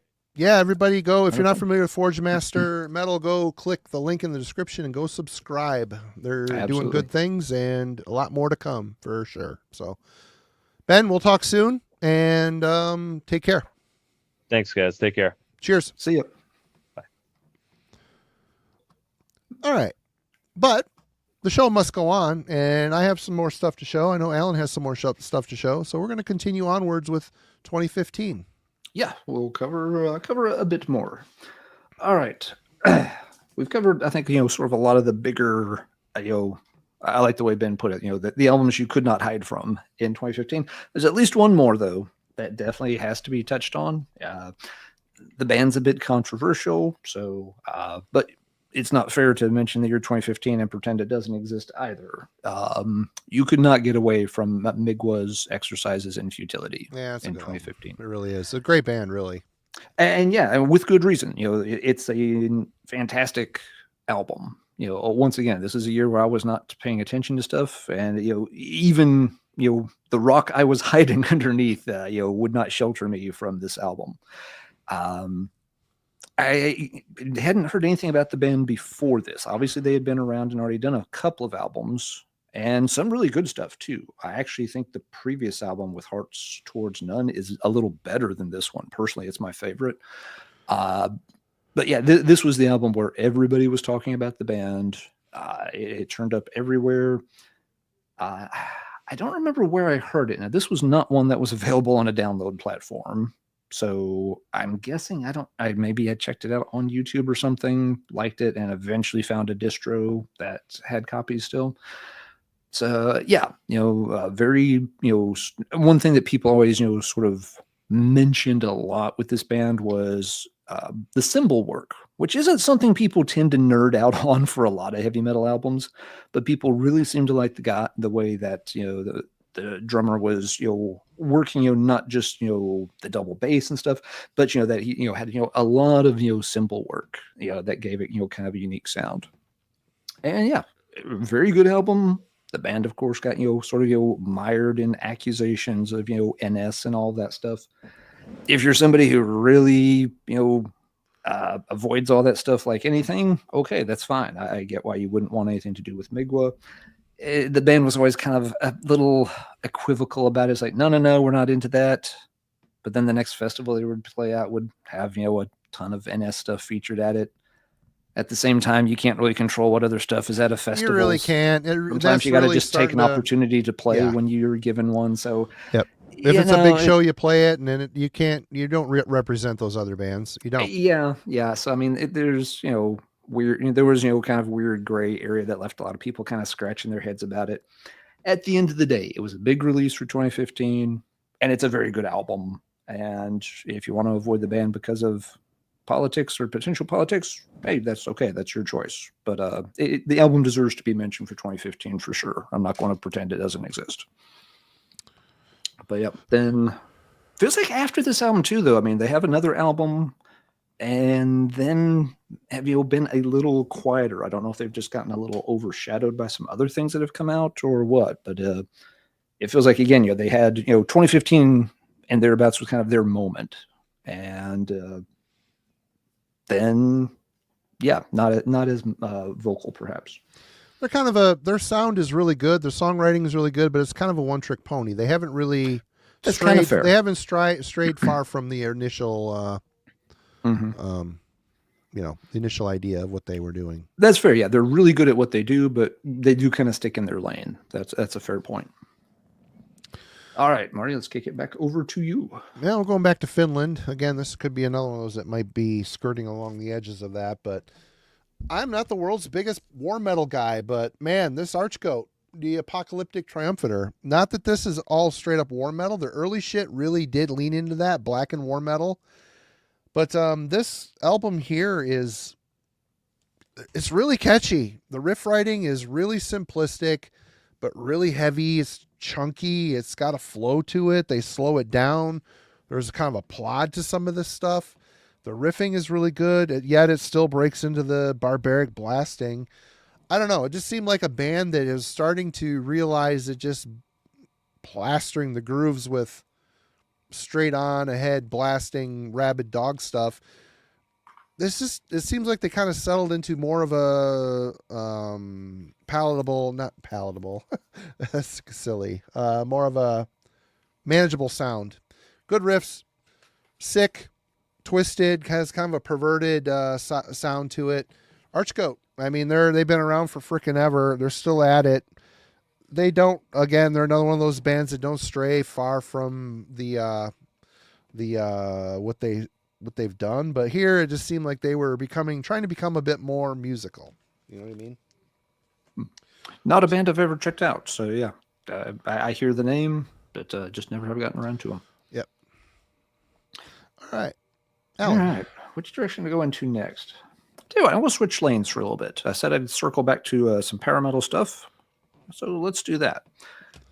2015 was not the best year for power metal in my opinion. A lot of it though. I was looking, I'm like, yes. A bunch. Yeah. And that's the problem. There's a lot of it, and there were some big misses in 2015 that to this day don't quite sit right with me. I'll start with one that, is a headache for me, and this may surprise folks, but I'm wearing the shirt, but I do not really care for the 2015 Blind Guardian album, Beyond the Red Mirror. There it is. I don't even have a copy of it anymore. I got rid of it. That's my how kid has it little on I cared vinyl. for He it. brought it down. He's like, "You to talk about this, Dad?" I'm like, "I'm probably going to let Alan talk about this." Well, I'm sure we'll both comment on it, but this was one. Knew they were coming out with another album. Blind Guardian, long time, top band for me.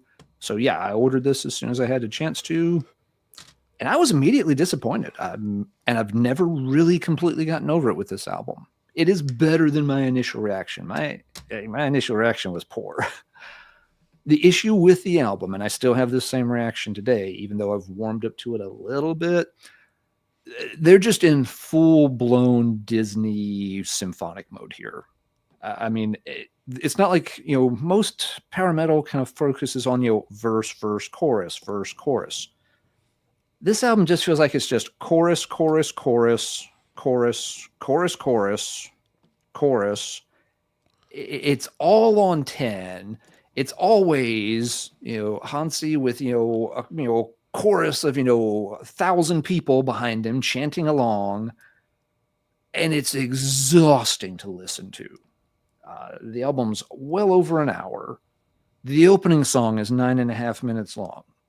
The closing song is 9.5 minutes long. There's 2 songs in the middle. Then one's 7 minutes, one's 8 minutes. It just won't end. And just the fact that it's turned all the way up the entire time, it wears me out. By that time, even like today, I went back and played it again. So let's freshen up on it. It's been a while. By the time I get to the end of the 3rd song, I'm just like, I'm tapping out, man. I'm just like, please stop. It's not that it's badly written or anything, but they're just doing the same thing every single freaking minute. And it wears me out on this album. After this, the next album they came out with was that Twilight Symphony Odyssey nonsense. Terrible. And I'm not the least bit surprised. When you hear that album and then you look back to this one, it's like, oh yeah, this is telegraphing exactly what was about to happen on the next album. It's when you let your singer kind of take the reins and and it's all big all the time doing this for 85 minutes or some godforsaken length. And you're just like, it works when you're just doing it on the chorus, or if you just have that one super bombastic song. It doesn't work when that's the standard mode for every minute. So yeah, Blind Guardian was a big anticipated release, and it's one of my least favorite Blind Guardian albums to this day. Again, I've warmed up to it a little bit. I don't hate it the way I did when it first came out. You may not tell that based on the past couple of minutes of ranting, but yeah, I don't like the direction obviously I didn't expect them to do pure power speed metal again, like, the first few albums. But this was really the point for me where they went way too far in that symphonic direction, and it only got worse on the follow-up Twilight bullshit, whatever that thing was called. I don't even know the name of it. It's bullshit. It does, Twilight bullshit. Twilight bullshit. Yeah. Check out don't check out Twilight bullshit because it's total bullshit. Waste you of do money. not want to sit through that. Don't even buy it used. It's no. It's pretentious, overblown, symphonic. I am an orchestra type singer now, and I am Hansi. I'm a composer now. I'm a composer. Yes. Yeah. But that's what this feels like too. This totally feels like a warm up for that. It just does. Again, and I suspect there's some good songs buried in here if you could cut through all that bravado and just get to them. But it's really hard. So, yeah, so swing and a miss number 1 for bigger name power metal projects in 2015. It's not going to be the last strike. But, Marty, it's your turn. I've ranted enough for the moment. Well, you're talking power metal, so I'll jump over there, too. I've already kind of dipped my toes. I had to promote the boys in Halloween, but this is a CD that S. Craig Zoller sent me and said, I think you need to give this band another try because since they've gotten back together, they're quite good. And that would be Striper with Fallen. Okay, then. He sent me a Striper record. I'm like, oh, God. I mean, when I was younger, I had the first 3 on tape. And at the time, I liked it. We went shopping here a couple years ago, new record store. TJ got To Hell with the Devil used on vinyl for cheap. It was all scratched to hell. And we got home, and he went home, and I said, you know what? I haven't listened to that album in ages. I put it on. Didn't hold up at all. It just does not have... It was not good. But this here is surprisingly good. They've got a bit more aggressive, a little more power metal-y over the years. Michael Sweet is still a great singer, but he's got a weak sound to his voice. He's kind of like the Don Dokken of this style. Tuneful, good crooner, but it's just really weak. But the music itself, it's pretty solid power metal record. They even cover After Forever by Black Sabbath on here. Kind of surprised that I liked this. It was a keeper. Yeah, the new Striper is a lot better than the 80s shit. Exactly. I mean, am I running out after hearing this and buying all the Striper I don't own? No. This is the only Striper I have in my collection currently, but I thought it was worth mentioning. I don't think we've ever talked about Striper on this channel, so yeah, that'd be funny to pull. I'd pull it out, but yeah, check it out if you're curious, and if you're into power metal, you'll be like, yeah. And I think you'll also agree that the vocals are a little weak, but he is what he is, and he sings well. I wish there was a bit more power there to accommodate the music, but yep, Striper. There we go. I did it. I did it. Better you than I. I have other things I have to complain about. Oh, Simon's trying to use the Alan Shockface gif that we made for the Discord server. Hey, everybody, the link to the Discord server is in the description. If you want to go chat with all these fine people in the chat all week long. They are busy all week long. I haven't been in it much this week, but I've been watching. You're all awesome. Cheers to you for doing that. But go check out the Discord server. It's pretty cool. Good all right, call. Alan, what you got? All right. Power metal strike number 2. One of my favorite bands. They kind of defined the late 90s, but kind of like the time Blind Guardian started taking too long to make albums and getting a little overblown. This band stepped up, kind of filled that vacuum, and took the crown for power metal for several years. But by 2015, their vocalist was long gone. They had an excellent replacement vocalist, but something just wasn't quite working on the sound. The band I'm talking about is Camelot and their 2015 album Haven. This is the second album with Tommy Karavik on vocals. So, he's fully settled into the project. He sounds fantastic. He's a great singer. And this album does have some good tracks on it. The problem is it also has a lot of filler with like little interludes and instrumentals. And then it has a couple of real misses as well. And the general pattern is that the songs where they stick more to their power metal style are fine. But they keep, I mean, and this has always been, Camelot's always been pulled in that kind of gothic direction. Yeah, ever since Black Halo. You don't, this is no surprise. You look at the cover and there's going to be guys wearing a whole lot of black, with some funny hair and funny facial hair, lamenting ladies wearing black dresses showing a lot of cleavage. It's going to happen. There's no doubts. But that's not their strongest suit. And when they start doing too many songs that want to, bring and dial up the gothic side of things, it's not going to be the best time. I did the math on this one. There's 13 tracks on it, which is way too many. There's something like 5 really good tracks, and then like 2 duds, and 6 tracks that are, again, just this hodgepodge of, 1 minute intro, 3.5 minute acoustic interlude, and just all these kind of, again, it feels like it's really padded out, that they had a handful of good songs and felt like, no, we can't release that. We got to stretch this baby out to 70 minutes one way or the other, and they did, and they shouldn't have. So when they're on with this album, but again, you're digging through 13 tracks to get to the 5 good ones. That's not a good ratio. And as such, this is not an album I revisit hardly ever. It's not the worst in Camelot's catalog. Their first 2 are kind of rough for me. I don't like the original vocalist that much. And there's a couple of other misses along the way, but this is one of the albums I reach for the least. Even though I played it a lot when it came out, I really tried to get into it, but at the end of the day, there's just not quite enough good material for all the packaging and padding that's surrounding them. So yeah, when you have Blind Guardian and Camelot both swing and miss in the same year, it is not a good year for power metal. That's all it comes down to. Over to you, Marty. All right. We're still in power metal here.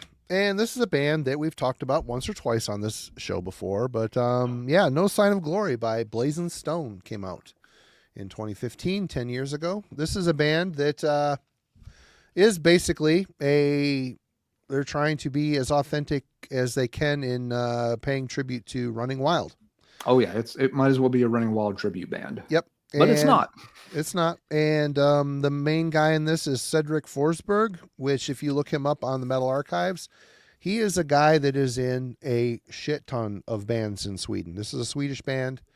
He's in a bunch of bands. He is like, I would love to get him on the channel at some point, talk about power metal in Sweden and what he thinks some of his favorites are. I think it'd be fun to get him on. But he's a very talented guy, great guitar player. He knows his Running Wild. He does a very good job at emulating the sound.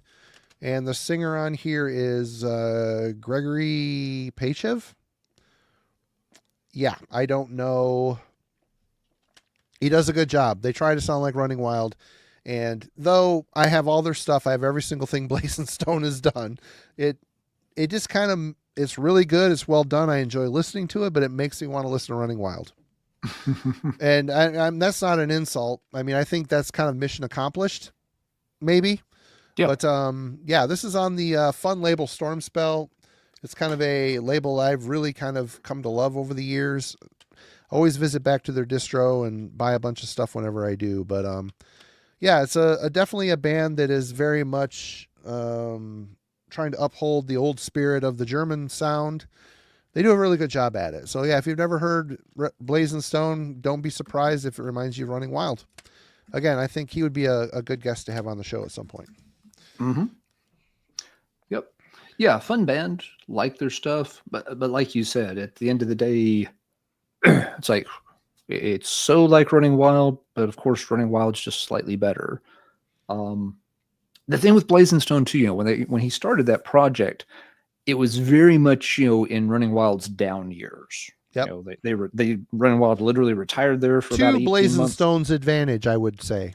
Exactly. Running Wild, put out some pretty weak albums and then, technically, did their farewell tour. And so, yeah, there was a vacuum there where Blazing Stone worked really well because it's like, hey, remember when Running Wild didn't suck? Here you go. More of that material. Thank you. We love it. But, at this point, Running Wild has kind of righted the ship.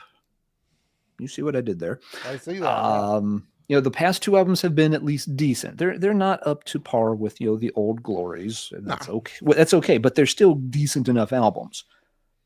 And when you've got, Running Wild, functioning, then you don't really, you hate to say you don't need Blazing Stone because they are very good. They do the style quite well. But it feels less important somehow because it's just like, I just listened to the new Running Wild album before I would listen to the new Blazing Stone album. I really like the new Running Wild stuff, but I would say the Blazing Stone stuff is a bit better. It's because they are sticking to the old Running Wild formula. Right. Whereas and Running Ralph Wild is kind of tired sounding a little bit. I like it still, but yeah. Yeah, but yeah, Running Wild, what they're doing now obviously pays homage to the old albums, but it doesn't feel like they're trying to make, Death or Glory Part 2. Blazing Stone has made Death or Glory Part 2, Part 3, Part 4, Part 5. Yep. And they're great. They're very fun albums, like you said. I'm not putting down Blazing Stone. I'm just saying that, the fact that now, like you said, when Running Wild was kind of down and out, that worked to Blazing Stone's favor.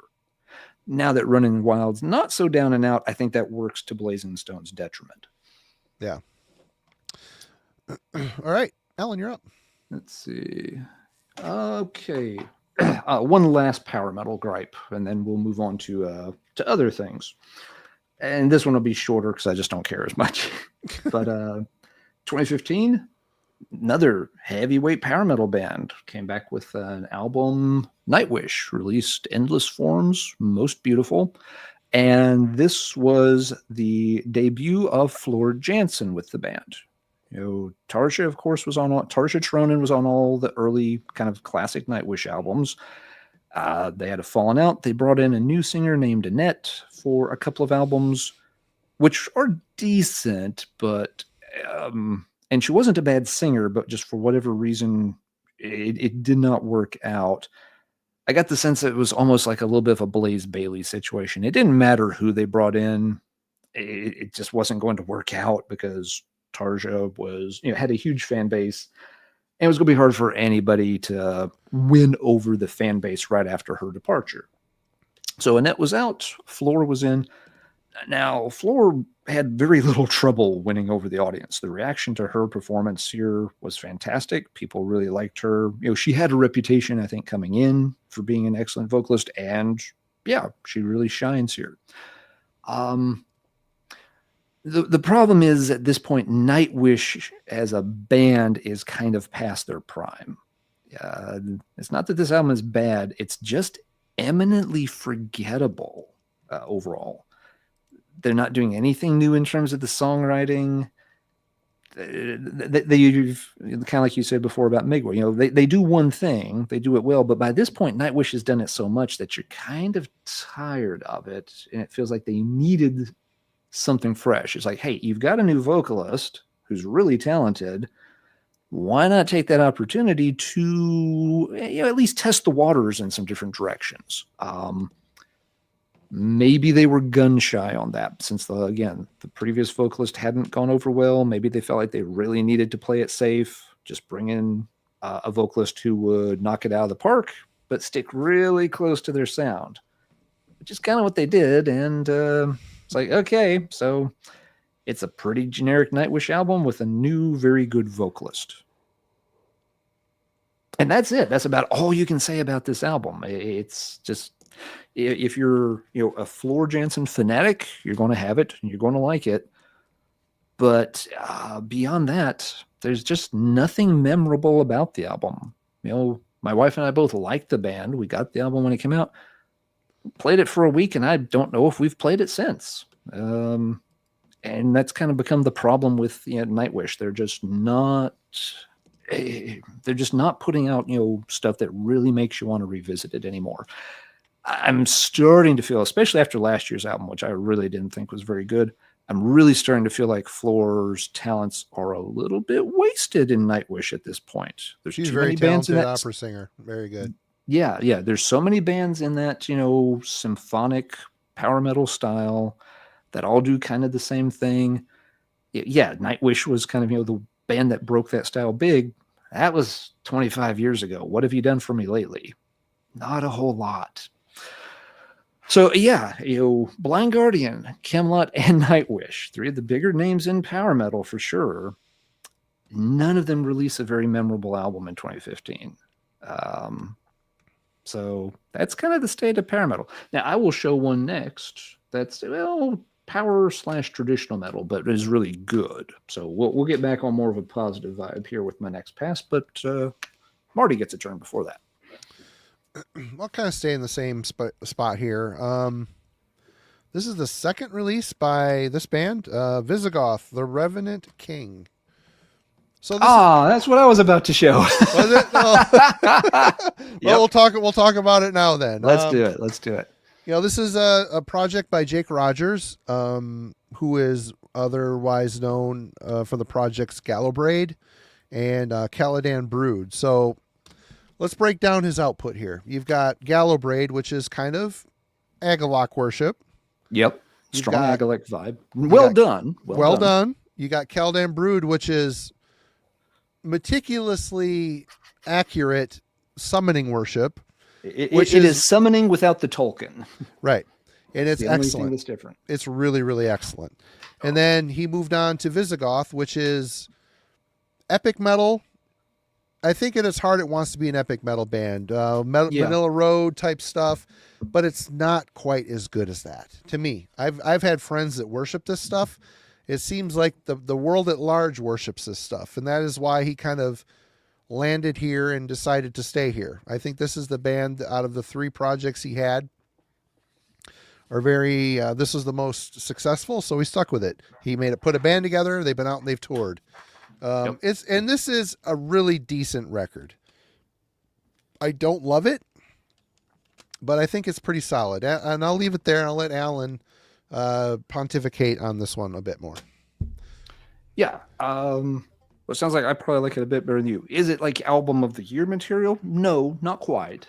But I think it is a really good outing. And you're right. I'd put it in that kind of epic metal category. Roots in traditional metal, sprinkle in a little power metal, go with the slightly longer song structures, play up the grandiosity a bit, and which Jake is really good at in all his projects. That is a connecting theme between all those bands. Gallowbraid, it has that epic flair to it. Caladan Brood, absolutely. It's very, very epic world-building, soundscapey kind of stuff. Oh, it's great. Visigoth, he does the same thing on this album. Now, I don't know the follow-up album. It's one I've always meant to pick up and never have. That's the one with the horse, the rider on a horse by the castle, right? It's just like this. It's decent. It's good. Well done. It's very solid.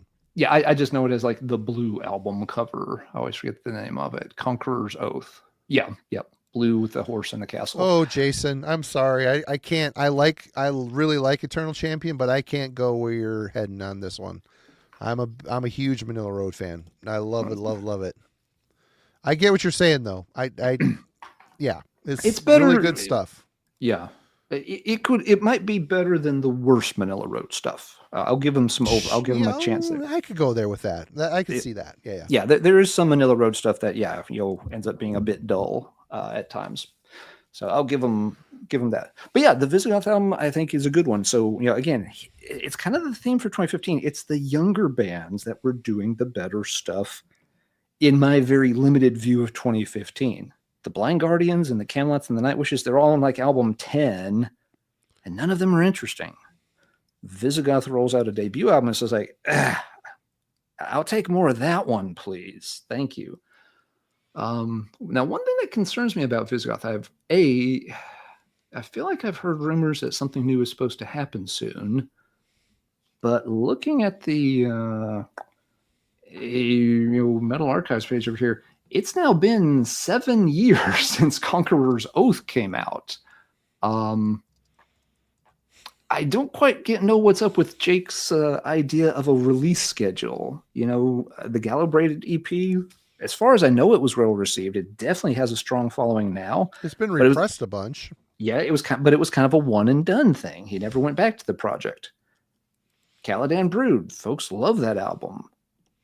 It never followed it up. And now we're at the point with Visigoth where, he did, this album in Revenant King in 2015, followed it up 3 years later with Conqueror's Oath. There was an EP in 2019, and there hasn't been anything since. It's kind of like, dude, hi, you out there, buddy? Everything okay?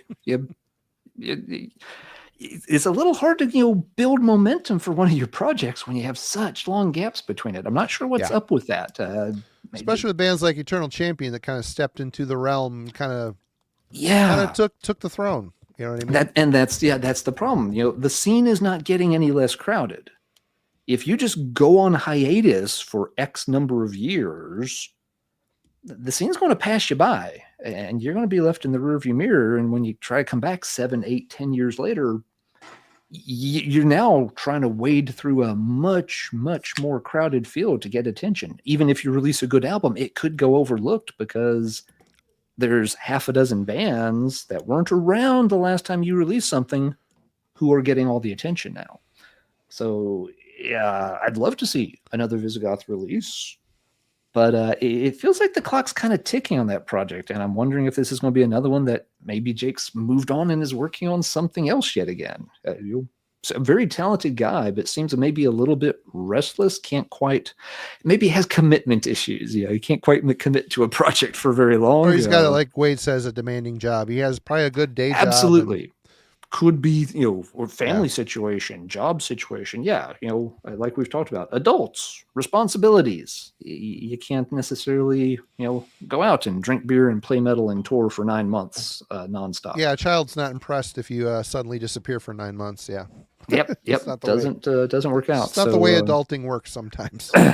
But yeah. This is the kind of stuff that works well in 2015. I agree with you 100%, Marty. Very, very good release. All right. Well, there's been some talk about it on there. I know Eric's looking for it. So we have Obsequies, the tomb, the there Aura of Vernal Tombs. This is the second Obsequii album. First on $20 spin. And, this is Tanner digging even deeper into the castle metal thing. Mm-hmm. And again, you've got excellent medieval themed metal. You got a harp on this stuff. There is just a very authentic folk atmosphere and know-how weaved in to this. Rhythmically, it's very interesting. Musically, it's very interesting. And it is highly, highly melodic. And a little crossover here, you've got Orphic Rites of the Mystic. The last song on the album features Aaron Carey on vocals from Nachachuan. He sings on the whole song. And I believe the drums on this one were Andrew Dacogna from Nachachuan and Iron Flame as well. So, yeah, a little bit of crossover there as well. And what was I going to say? Damn it. It slipped my mind. Crap. Anyway, this is a very solid... Oh, and people... It's funny. If you were to pull out... You can kind of hear Tanner's influences on this stuff. Super talented guy, super sweet guy. Mm-hmm. And you want to hear the spark that lit the fuse for Obsequii, go listen to the band Fall of the Leaf, the album Evanescence Ever Fading. The opening notes of that album, you'll be like, I see where Tanner got his idea for Obsequii. And of course, there's other styles too. He's very much a Swedish melodeath, stuff like Dark Tranquility. He loves all that old melodic death metal stuff as well. But listen to Fall of the Leaf for sure. Like I said, the first song on Evanescence Ever Fading. I'm saying that wrong because I've got White Claw slur going on, but yeah, Mark Eric's got it covered here in the Effervescence Ever Fading, whatever. But what a fantastic band. What a fantastic project. I know he's kind of doing the Majesty stuff, which is also really good. And, but, And now he's doing the Crypt Sermon. gig Yep, too. he's doing the Crypt Sermon gig. And the Holder gig. But he just he got back from Holder's European tour and got hit by a car, shattered his leg. He had to have surgery. I think he's down and out for a while for touring, but That stinks. Yeah. it's Do you know is he super recovering stinks. okay? I haven't talked to take him. some time for that. When it first happened, I texted back and forth with him a bit, but I didn't want to. I knew he was getting flooded with people sending him wishes and stuff, but Sure. I think he's probably doing okay. But yeah, Obsequiae, the second album, and there's a third album as well, but I think the first and the second are my favorites for sure. But great stuff. Alan. Yeah, very cool, very original project. All right, well, let's kind of stick to the same vein. Yeah, I know you're not going to say it, so I got to say it. Panopticon. I had it. I was going to talk briefly about it. Oh, okay, fair enough. Well, we'll cover it here together then. Yeah. Autumn Eternal. My knee-jerk reaction is to say this is my favorite Panopticon album, although that's a hard statement to make because there's a lot of really good ones, and they're all good in different ways. Where this one works for me is this is kind of, Austin's phase of moving north, having left Kentucky, moving up to Minnesota. And there was obviously kind of a change in sound with Panopticon as that occurred. It started on the album before this with Roads to the North, which a lot of people love. I've always had trouble getting into that album. For whatever reason, it's just not my favorite. It's not bad by any means. I own it, but Roads to the North just, never quite clicks in my brain. I haven't really learned how to love that album yet. But Autumn Eternal, this was instant classic. As soon as I heard it, it felt like, here, and maybe it's just, reflecting the change too. Roads to the North is him having to go through that transition, but with Autumn Eternal, he's established in that new landscape, has fully embraced it. And it kind of shows through in the music. It comes across for me as more confident, more sure of itself. It kind of knows what it wants to do. And it works, brilliantly. It's what you'd expect from Panopticon in lots of ways. Great instrumentation, very thoughtful lyrics. But yeah, for me, this is kind of the defining album of that second phase of Panopticon, the post, Kentucky albums, the albums that had the more political and social commentary bents are a thing of the past at this point. There's still those elements worked into lyrics here and there, but it's in, more of a thoughtful and an environmental kind of way. And don't get me wrong, I really like some of those earlier albums, that had that different bent to them as well. But yeah, Autumn Eternal just feels like an album where during that second, big era of the band, it all comes together and everything just shines through really, really brilliantly. So yeah, absolutely one of Austin's finest Panopticons, Autumn Eternal. And Marty, I'll let you take it from there. I'm sure you can provide a lot more information on that one than I can. I don't have, I hate to sit and toot the horn on shit I put out, but Austin is a dear friend. He's a brother. I love the guy. He's co-owner of Byron Recordings, and this album is very special, and I can't sleep to the sound of the waves crashing. What an absolutely savage, ripping song. Oh my God. The blast beat on that. So good. And the atmosphere, he's a mad genius, man. When he gets in there, starts writing, it's just amazing what comes out of this guy. It just is. And how he so seamlessly blends other styles. You get a little bit of bluegrass in there, sad bastard country, mixed in with atmospheric black metal. A lot of bands fart around with that, and they don't really quite get it right. It seems like a struggle. It seems forced.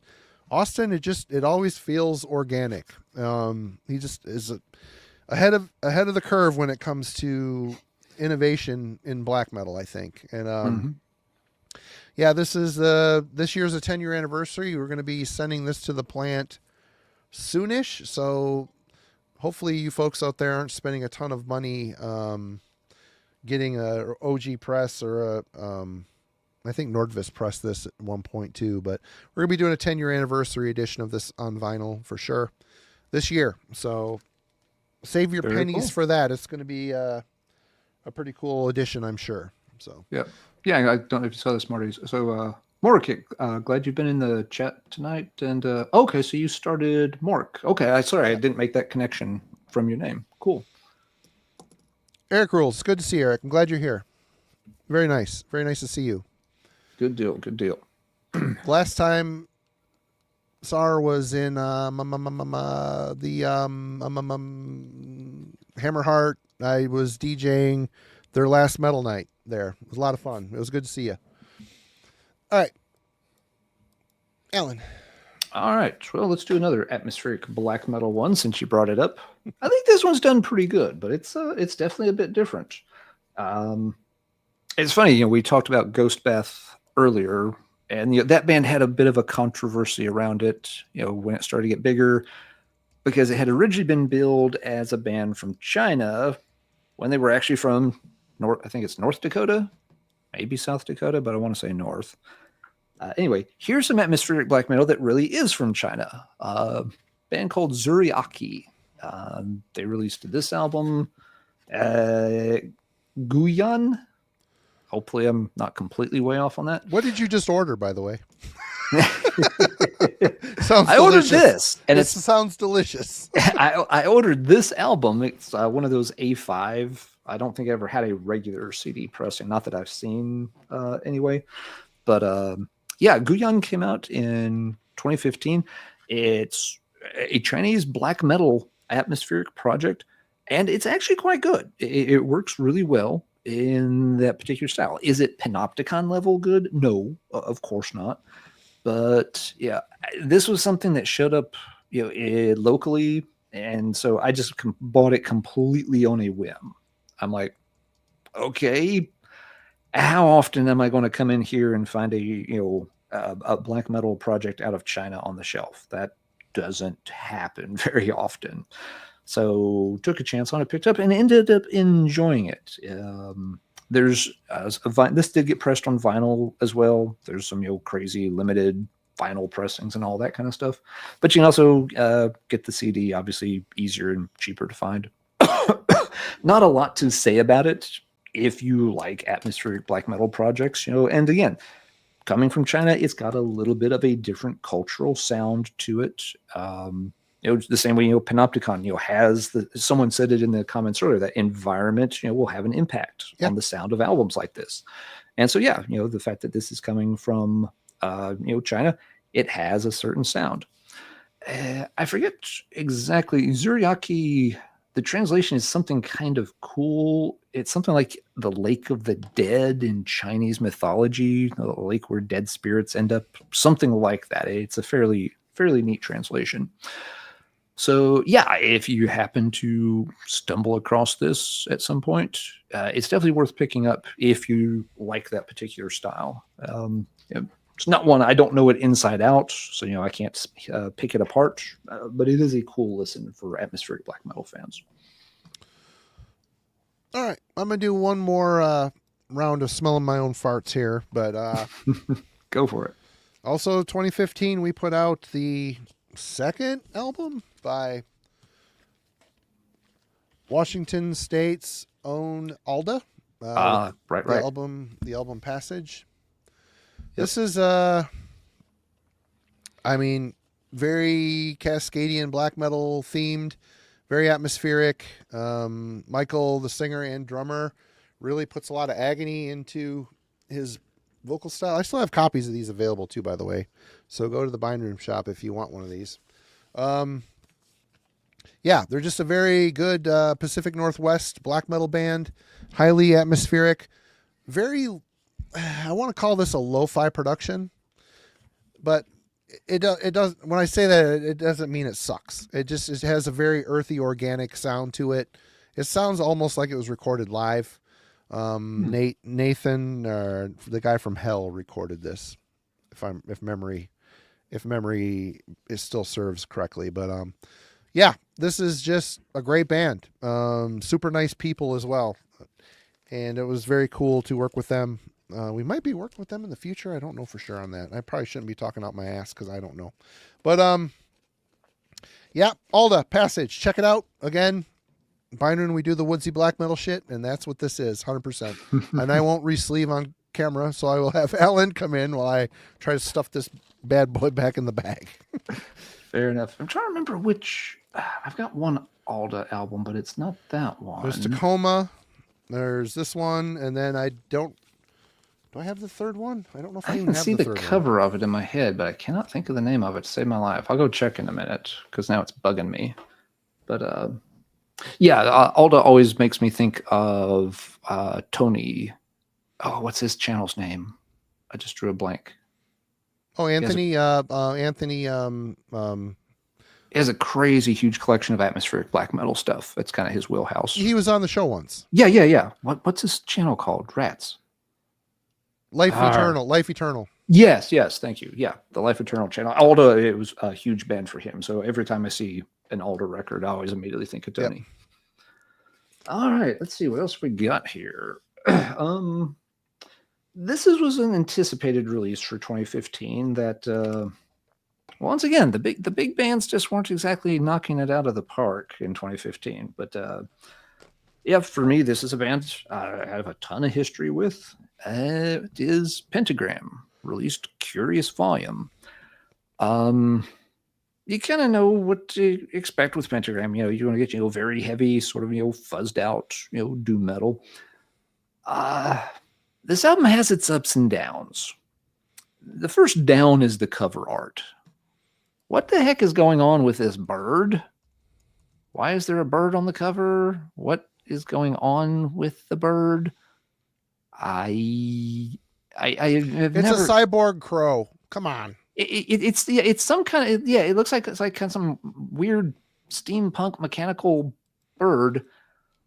What the hell does that have to do with Pentagram, doom metal, or the name Curious Volume?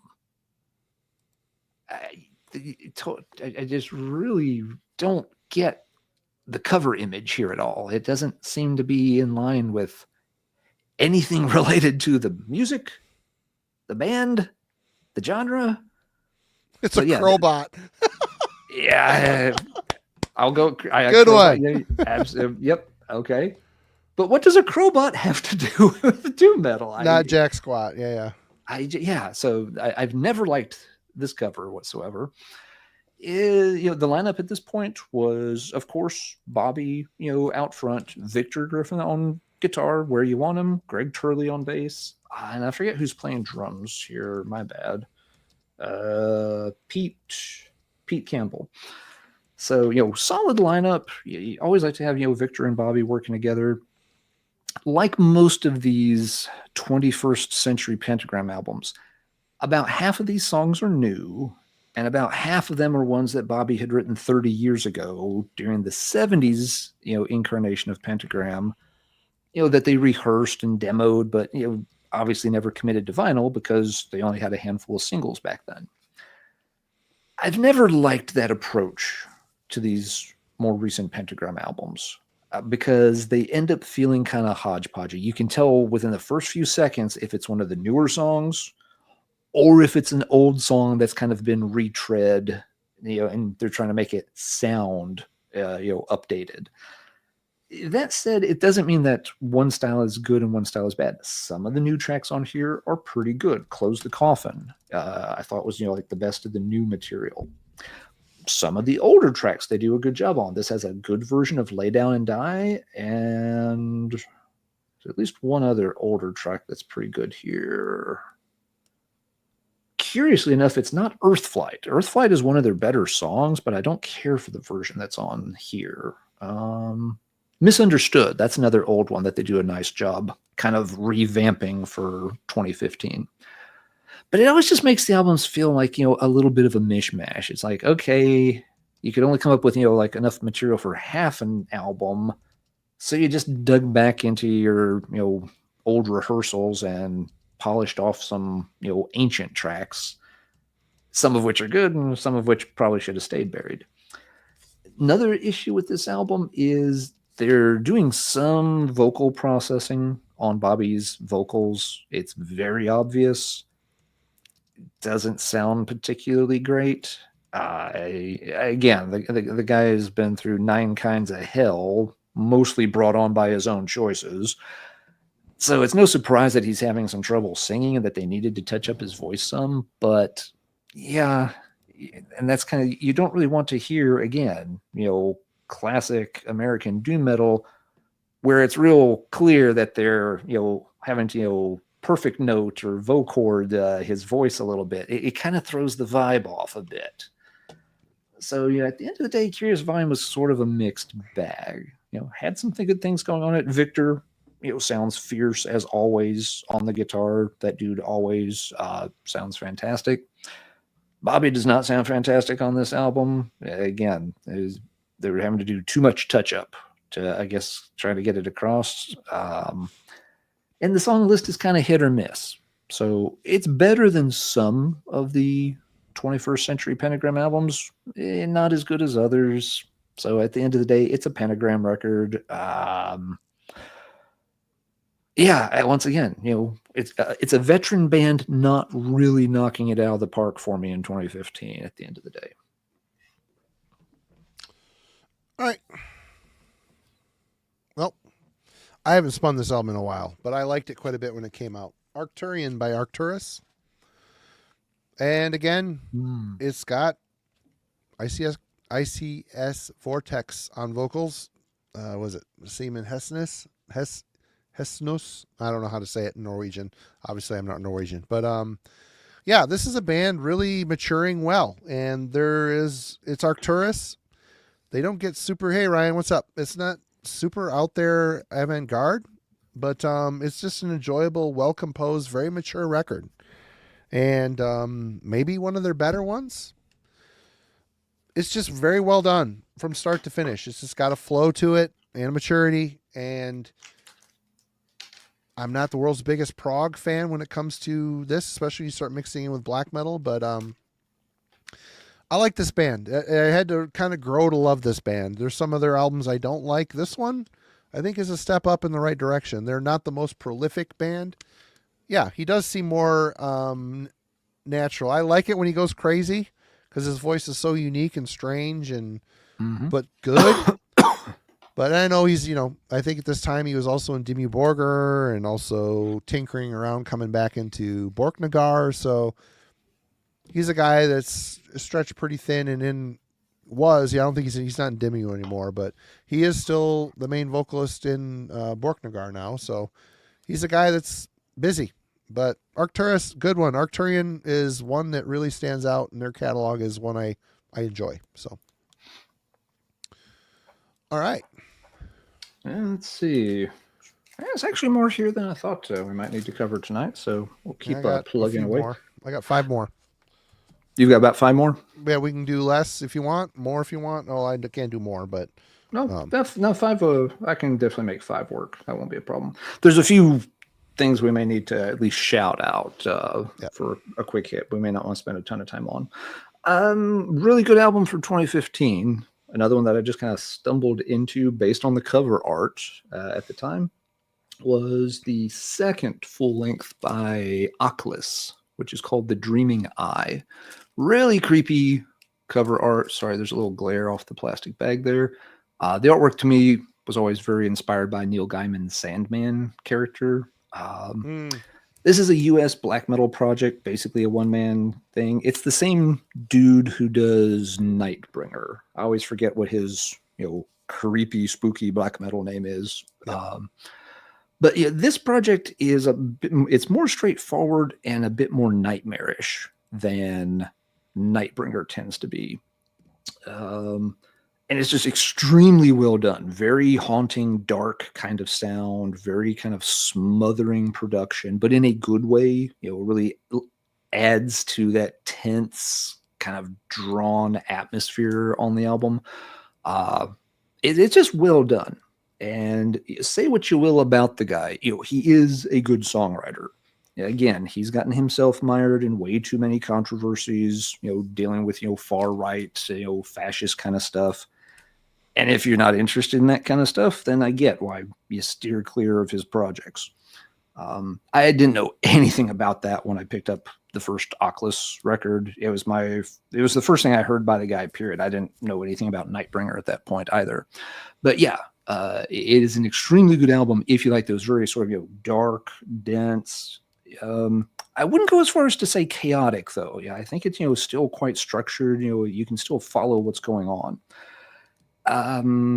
He just had his third album come out last year. TJ actually showed the third one Wednesday night when y'all were doing What's Spinning on your the intro to the album club. Yep. And yeah, TJ seemed to really like the new one. I didn't get into that new one because I feel like on that album, he kind of started to ramp up the brutality a little bit. It's like, this one, the focus is more really still on, getting that dark atmosphere, but yeah, still having it, very heavy and ferocious. The new album felt like he kind of just focused more on the heavy, ferocious side, and that just didn't quite do it for me. But yeah, this one is still, gets a spin from time to time because really, really nails. Again, the word everyone tends to use for it is nightmarish. And he even says, like, in the liner notes and stuff that, a lot of the inspiration for the project was, processing nightmares that he used to have as a kid. He had this kind of weird recurring nightmares for years and years growing up. And yeah, it kind of sounds like that. So very cool album. Again, for folks that are real sensitive about, political stuff in their musicians, it's probably not a project you want to check out. For other folks, it's really, really well done. Kind of a claustrophobic sounding black metal. It's not DSBM at all. It doesn't go in that direction. It's just very, very intense. All right. Well, I'm going back to Greece again. Okay. Yeah. Nocturnity. Can't remember the name of this album. Harps of the Ancient Temples. So this is a brother duo. And their earlier stuff is very much, it's Greek black metal, but it's also done in the more the Scandinavian style. Really good stuff. I always enjoyed them. This album here, it kind of took me a minute to wrap my head around it because it was more, they're actually sounding a bit more Greek here. It starts off with the Black Gates, a bit of a slower song, a bit of a build. And as the album progresses, it picks up a bit of speed, but they're focusing more on like a droning, hypnotic type of style. And the production is a little bit undercooked, a little underproduced, but it works really well. I do really like this album. Like I said, it was a grower though. I really had to spend a little more time. And the brothers are both blacksmiths, so all the armor and swords and shit you see in their covers and artwork is stuff they made themselves, which is, kind of impressive. But yeah, I've always liked this band. This one, again, it felt a little bit more like they were trying to find more of an identity, their own identity, as opposed to saying, hey, we like, Scandinavian black metal. But it's a great Greek band. They've been around for a very long time, and it has been a long time since they put out anything since this album. So as far as I know, I could be wrong there. So whether they're, Metal Archives probably says they're still active, but yeah. To not be active on Metal Archives, you pretty much got to be having a beer with Lemmy somewhere right now. Right, exactly. That's about the only way you get switched to the inactive list. What's up, Eric? How you doing? Good to see you. Everybody go check out High Defamation TV. Hey, Eric. All right. What you got? Sorry, pulling up some stuff here. There's a couple of things that I'll mention that I've only got digital, but yeah, we'll do at least one more CD here. This is a band I have just always really liked. They're a little bit outside my normal wheelhouse, but for whatever reason, this project just always interests me. It is from Japan, Psy. So long running. I've never even heard of this album. I have not seen the cover. This is totally new Psy album to me. I don't know. Okay. Yeah, 2015 they had this one released. It's called The Graveyard. It's still on Candlelight, so I mean, it was still, they were still working there. It's not, wasn't really an obscure label or anything, but it did feel like one that kind of came and went very quickly in 2015. This was one that, when I heard it was coming out, I was like, okay, got to pick that up, and did. And for whatever reason, I've never spent much time with this particular one. It's not a bad album whatsoever. It fits in with the general Psy ethos. which is to be very avant-garde. You're mixing in lots of styles and stuff. It's going to feel a little chaotic the first couple of times you spin it. You're going to have to spend some time with it to start to wrap your brain around what they're doing on any given album. And they change from album to album too. It's not a band that sits still very long. You can play one album, it'll be in one style and you'll love it, and the next thing they put out will sound completely different, and you'll be like, what the hell's going on with this one? But that's part of what makes them interesting. You do not know exactly what you're going to get. Sometimes you want that. So say, hey, I just want to go buy a power metal album or a black metal album. I'm not looking for anything surprising. But other times, yeah, you want to be like, hey, show me something different. I want to buy this and go in having no idea where it's going to take me. Size the kind of band that'll do that. And yeah, I've played this one again, some this week, just trying to be like, yeah, what does that one sound like? It's got some of their, big symphonic moments that they've used all the way back to like Hail Horror Hail. It's got a decent dose of just like, 80s thrash metal chops mixed into it here and there. But again, it's all in this giant blender, and it changes, very quickly from moment to moment. So yeah, not a bad album whatsoever in Size catalog. It's one I don't hear talked about much for whatever reason. And again, I myself don't talk about it because I've never spent nearly as much time with it as I have some of their other records. But still a good entry in the Psy catalog. I don't think there's anything wrong with it. It just, for whatever reason, seems to get a bit overlooked. But yep, as much as I like that band, it was definitely one that I had to mention for 2015. All right. Well, let's get to this one first. They're now an American band, but this is Cruciamentum's Carnal. Wait. I figured you would have this one. Carnal Passages. This is English death metal, and it's a really, really good band, good album. Used to once the bass player, he did some singing and guitar work on this album as well. Richard Brass from Woden's Throne, friend of mine. Great band. They've moved to the U.S. The main guy moved to the U.S. and is put out an album last year before. Still a good death metal band. Being a UK death metal band, they have a little bit different vibe about them. It's cavernous, but it's a little bit more. The riffing is a bit more unique, which is refreshing. I've always liked Cruciamentum. I think this is they had like a couple demos, and then this is their debut full length. Their second one, Obsidian Refractions, came out in 2023, so that's a couple years old by now. But yeah, really great death metal. It used to be from England.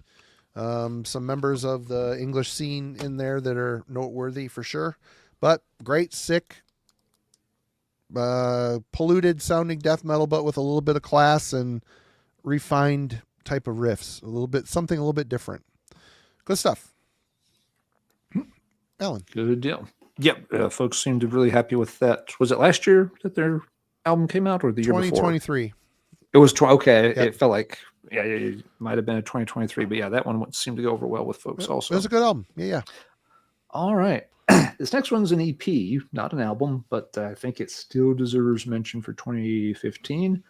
This band has gone on to be relatively big, but also relatively controversial at times. It is we got Blood Incantation's I'll be right debut. Back. Interdimensional Extension. And Marty ran away as soon as someone said Blood Incantation. Get me out of here. Well, they can, because you've got that whole spacey vibe. You could go to a different dimension for sure. Blood Incantation, has obviously, gone into, much more progressive directions. That wasn't happening back here, at least not in the same way. This is just an EP. There's like 4 tracks, 18 minutes. At this stage in 2015, they feel like a weird mix of Morbid Angel, but with this, again, sci-fi cosmic veneer from a band like Nocturnus or maybe Time Ghoul mixed into it. And there's just enough weirdness to give it its own distinct flavor. You could play this, and if you're not paying attention, you could just think, yeah, hey, that's pretty cool in the Morbid Angel worship camp. And that's a pretty good camp to be in. But yeah, after you spin it a couple more times, you're like, there's something different there. They are incorporating some oddities in a good way, and it gives it more of its own distinct personality. I don't think based on this anybody would have necessarily predicted where they would end up last year with Absolute Elsewhere, going into full on Pink Floyd mode at times. But I think you could have predicted where Starspawn and what that was going to sound like as a follow-up to Interdimensional Extinction. So yeah, really actually a good debut EP from a band that would follow it up with a good album, and has kind of just moved from strength to strength. I understand we're at the point where some fans are kind of done with the band, kind of like me with Horrendous. The Blood Incantation's going in a direction where some folks just are having trouble following, and I get that. As someone who has struggled with the last two Horrendous albums, I very much get that. Sometimes a band just eventually leaves your orbit, and you just got to enjoy the stuff they did earlier and let them move on to whatever direction they're following now. But yeah, early Blood Incantation is really, really good stuff. It's done well, but it does have its own personality grafted onto that, classic death metal style. Yeah, very Morbid Angel. Yeah, while you were off, I was saying, yeah, like it's kind of like Morbid Angel meets Nocturnus with some Time Ghoul mixed in there. Yeah, and they're a good band. I've got all the albums leading up to the new one. I even have the synthy one, which I haven't listened to yet. It's good. Yeah. I have never picked up the synthy one simply because for some reason everybody always wants to charge like $28 for it. I'm just like, no. If I still have it, I'll send it to you. I'll look through the pile. Oh, cool. Yep. I think I've heard it like on YouTube, and so like, okay, it's different. It's not terrible. It's probably not the kind of thing you play all the time, but I never have gotten why everybody wants to charge for it like it's like a triple CD set or something. Who knows? But yeah, that one I thought deserves some mention tonight. See, how many you got left, Marty? I have 3, but I can end whenever. 3. All right. Well, yeah, no, we can get through 3 more. I'm sure I've got something left here on my list that needs a shout out, but go right ahead, sir. Well, this is The Plague Within by Paradise Lost. That was next on my list. Yep. All right on. Well, we scratched that off. This is, I like the album that came before this, Faith Divides Us, Death Unites Us. Is that the name of it? I believe so. That was the first Paradise Lost record I had heard in years. I totally fell out of after Draconian Times and 1 second. After that, I have no other Paradise Lost until the one I just mentioned.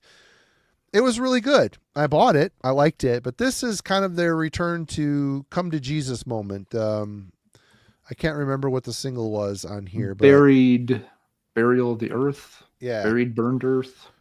Nick Holmes is kind of, he's still singing, doing some clean singing on this album, but he also brings back his old death growls are back. I don't know if it's because of his inclusion in Operation in Bloodbath. Yeah. But it's a solid record, and his voice sounds remarkably strong for, I think that is one of the reasons why he stopped doing the growling. I think it was wrecking his voice. I think he was struggling with it. So he switched over to the clean thing, and when he came back, he sounds good. He sounds really good. I liked him, his Grand Morbid Funeral on Bloodbath. I really liked that album. I thought he did a really good job on it. He's maybe not as strong as Ackerfeld, but he has his own thing. And, this had moments where it reminded me of Gothic. It reminded me of the old years, and I was completely fine with that. I listened to this quite a bit. And I think the one after this was Medusa. That was when I dropped out. I bought that one. And I'm like, yeah, it's okay. It's good. But I just found myself not listening to it much. So I kind of stopped buying their stuff. But this is a good record. It brought me back kind of in full force. And good to hear Paradise Lost back doing what they do well, which is that art avant-garde-ish type of doomy UK thing, which the Peaceful 3 sound, they kind of came back to it a bit on this one. A little bit, yeah. That lead single definitely has that. That that definitely vibe. had the most of it for sure. Yeah, it's slower, more emphasis on those deeper vocals for sure. The rest of that album doesn't necessarily stay in that lane though. It's a reasonably varied album. It does. Some of the material does lean back more into that kind of Gothic rock/metal side that they had Yep. done for a number of years. So there's a good mixture of styles on there, and they do a good job with all of them, actually. So yeah, it's a very good album. I just don't know if I would say that. Yeah, if anybody gets that when people hear they went back to their roots, if someone buys that expecting to hear Gothic Part 2, they're going to be really disappointed. Yeah, they're going to be totally disappointed. It's not that. It's No, definitely no, they've no. got a lot of years between that album, and yeah, it's I mean, it's it would different, but it's good. It really is a well done record. Yeah, it is. Actually, and I think Medusa's a well done album too. I actually like that revisited one too. Yeah. the past couple of weeks. Now that one is more of a like slower, consistently doomier album than The Plague Within. God, I haven't listened to that since it came out, to be honest. But yeah, I think it works quite well. And Obsidian, the most recent one, is really strong too. Obsidian's maybe a little closer to Plague Within in style in terms of, again, just being a little more diverse again. But yeah, it's a good band with a kind of an interesting catalog, one that we should pick through in detail some night. Some point, yeah. Probably invite Adrian back on. Oh yeah, Albert? I'm sorry, yes, Albert. Mudrain, yeah. Yeah, he would be perfect for that topic. Right on. Okay, what you got? All right, I got one of the bigger albums we haven't talked about, and Wade's been mentioning it. Other folks have too. You look at the rundown from 2015. There of course is no Motorhead. There's no Priest. There's no Metallica. There's no Megadeth. A lot of that caliber band is not releasing anything. But there's a couple of exceptions we got to touch on here towards the end. One band, you do have an Iron Maiden release with the Book of Souls. No, there's also a Slayer release too. Repentless came out in 2015. We'll get to that one next round. Sorry. It's all good. Yeah. No, I do want to make sure we touch on some of these bigger releases. And, Book of Souls is an Iron Maiden record from this era, which I think by this point we were kind of learning what to expect. That, these albums are going to be extremely long. There's going to be no self-editing. Everything that Steve Harris and company wants to put on tape, it will all be, they'll find a way to get it on that album, no matter how damn long it's going to be. There is some good material on this record. The Red and the Black's a good song. Actually, this is one where the big 18-minute epic track, Empire of the Clouds, I think that's a good song. I actually like that one overall, even though it is extremely long. But yeah, you've got disc 1, 49 minutes and 58 seconds. Disc 2, 42 minutes and 17 seconds. God. That's 89, 90, 91, 90. That's over 92 minutes. That's stupid. Over an hour and a half. It's stupid. I don't want to sit through an hour and a half of, this. And some of the stuff along the way is almost face palmy bad. There's one track. Oh, which one is it? Ryan says, if I recall, Anne would have preferred the brochure of souls. Yeah, the pamphlet of souls. Yeah, the Cliff Notes version. The Cliff Notes of souls. There's one track on here. It just has like this stupid line about the line is literally like climb like a monkey. And it's just like, what? Did he just say what I think he said? I think he just said climb like a monkey. That can't possibly be a good thing, and it's not. Again, like I said, a couple of songs I like. No way in hell I'm sitting through 90 minutes for 2 or 3, really strong songs. It's just not going to happen. I want to play those 2, maybe 3 songs, and the rest of this, skip. Not doing it. Just not. It's just an era where I feel like Iron Maiden, they're always going to have their dedicated fans that will love every single thing they put out. And that's okay. That's the Haiku of Souls. Album too long. 93 minutes. What the hell were they thinking? Nailed it. I think at this point, Maiden, they're using everything they write because they don't know if they're going to be coming back. You start to get to be a certain age, Oh yeah. You think this might And be our last statement? Let's leave the fans with all we can come up with, and I get that mentality, and you could definitely be onto something there. At the same time, I'd like to think, if I were in their shoes, I would choose a different approach of like, this could be our last one. Let's go out with a fucking banger. Let's and then they put out leave Senjuku. them wanting more. Yeah. Let's not leave them saying, please take some of this back, because god damn, we can't get through it. Yeah. I'd like to think it, in theory, sure, I would do it that way. I might not. I might have the same thing of like, oh god, Nico's had a stroke, and other people are could keel over any moment. We got to preserve every single note we play because it might be our last.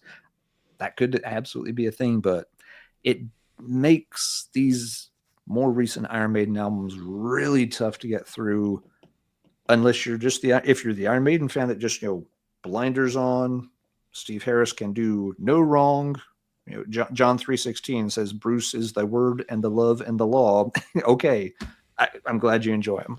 Rick has got a good point here. Good theory, but Judas Priest never made another Nostradamus. Thankfully, looking at you, Maiden. Yeah, it's true.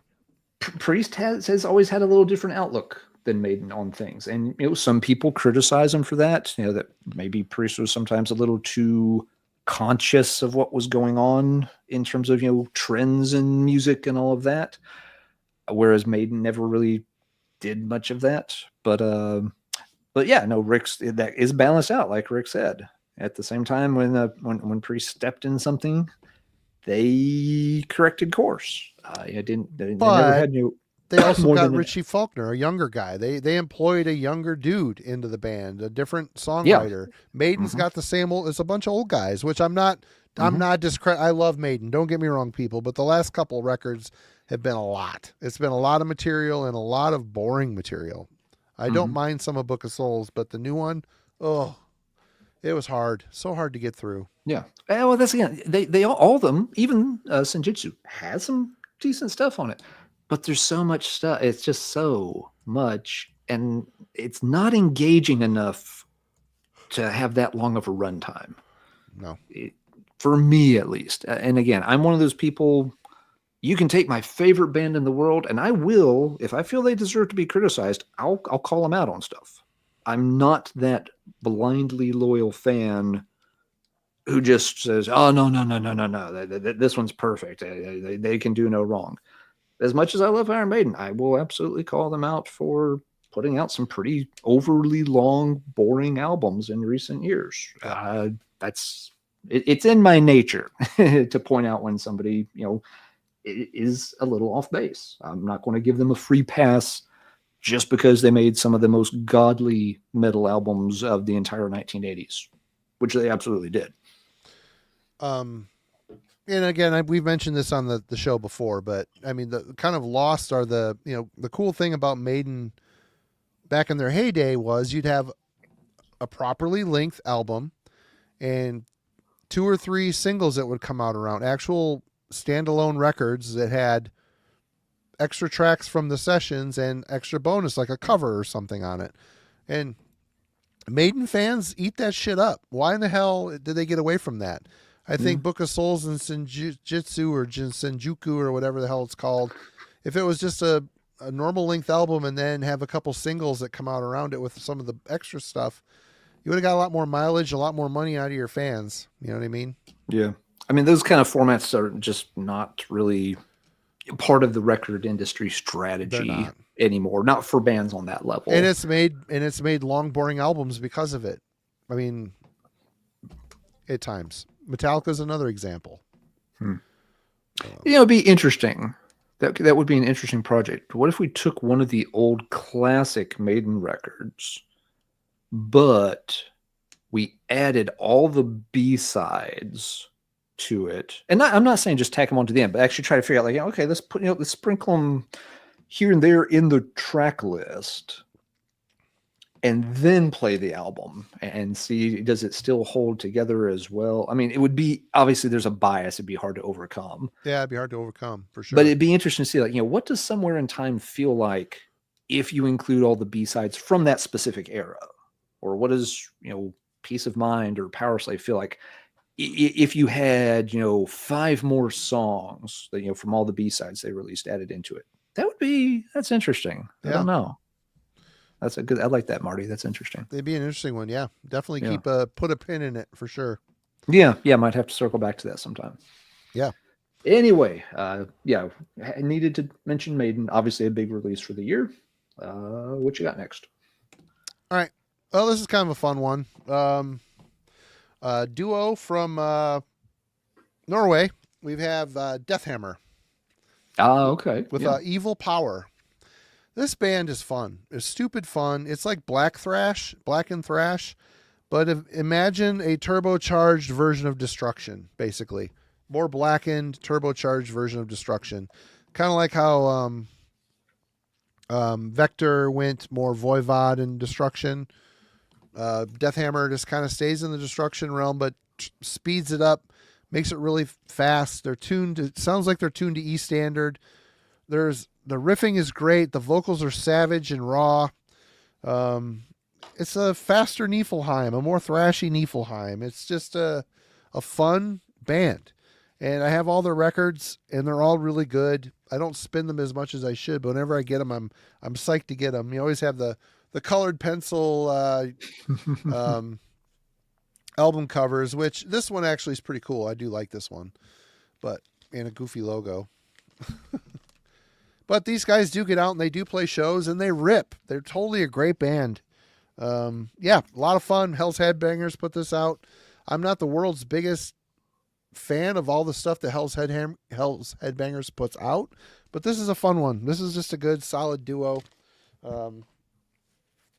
Black and thrash. A lot of fun. Yep.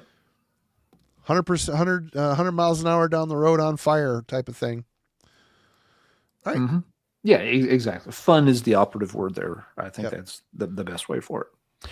All right, let's talk about this other big album. Well, one of the other Titans did release an album that ended up kind of being their swan song. We got Slayer with Repentless, which, funnily enough, is not actually a word in the English language. You cannot be repentless. That is grammatically incorrect, but what the fuck ever. It's Slayer. This isn't a terrible album. It's not one I'm very familiar with. But I played it a bunch when we did our Slayer deep dive with Melanie a while back. And it's like, this is okay. It's not bad. Slayer. It is Slayer, and Slayer, it wasn't, Slayer had not completely run out of gas, and they weren't, it didn't feel like they were just going through the motions or anything like that. But like, a lot of these, well-loved veteran bands, the new stuff's always going to have trouble living up, to the legends of old. And as such, you just don't end up returning to it a whole lot. Because if you're in the mood for Slayer, you've got so many albums to choose from, and it's really hard for this to be the one that says, ooh, pick me off the shelf right here. Repentless. Come on. Ah, God damn it. He picked South of Heaven again. Oh, come on. Not Show No Mercy. You know that album. Why? Play me. Yeah. And it's going to happen kind of rarely. But, I do think, it was, a decent album to go out on. Is it an all-time legend? No. But there's nothing, it's not like, geez, it's sad, I'm glad they're going away or anything, or that they completely lost the plot and the album's a mess, or that they tried going off in some weird new direction that just didn't work for them. They made one more very solid Slayer album, and that's all she wrote. And so, fair enough. It's not their best material, certainly not the worst material either. It's almost in that kind of Running Wild vein where, again, we had all these classics, then things got kind of bad there for a while. And then Slayer got it back on track good enough to make a couple of albums that wrapped things up nicely for them. And that's my take anyway. What's yours, Marty? On the Slayer? Slayer. I put it on, I listened to it, and I didn't mind it. I was surprised that it was as solid as it was. But you got a guy, obviously he lost his songwriting partner. Jeff Hanneman was a humongous part of Slayer. Wrote the best songs, had the best riffs. Carrie did it still sounds like Slayer. I mean, it's if you've been playing in a band that long, everything you come up with is going to sound like Slayer. So I don't own it. I don't have a physical copy of it. I had to pull it up on the phone. Yeah, there's a good run of Slayer records. The last one I have is Divine Intervention, actually, that I actually own. Yep, same here. And I'm fine with that. That's really all the Slayer I need, because their best years. The first album, Show No Mercy, is my favorite Slayer album. Rain and Blood's a close second, and those two albums sound like kind of different bands. Same singer, just you got a new wave of British heavy metal influence. You got a straight up thrash / speed metal thing. Yep. And after that, South of Heaven's definitely good. It took me a while to get used to it. Understandable. Seasons in the Abyss, solid record. I think I just lost interest in Slayer over the years. I just did. Other than the classics, I still love the classics, but yeah. Well, again, they changed. After you get past Divine Intervention, you get into some albums with a very different style for a bit. Yeah, it took them a little while to dig back out of that, Diabolos and music hole. Yeah. But yeah, the last couple of albums, like Christ Illusion and this one, yeah, they're decent enough. But like you, I don't own them. Yeah. And actually, sometime in the past 6 months, I saw Repentless in the used bin. Flipping through at one of the local stores, like, oh, hey, there's Repentless. It was like $8. Like, yeah, I don't have that one. I'm picking it up, looking at it, just like, I could add that to the shelf. But I ended up deciding not to because of what I just described. I'm like, if I buy this, I'll take it home. I'll play it once or twice more. Be like, oh, yeah, that's just as solid as I remember it.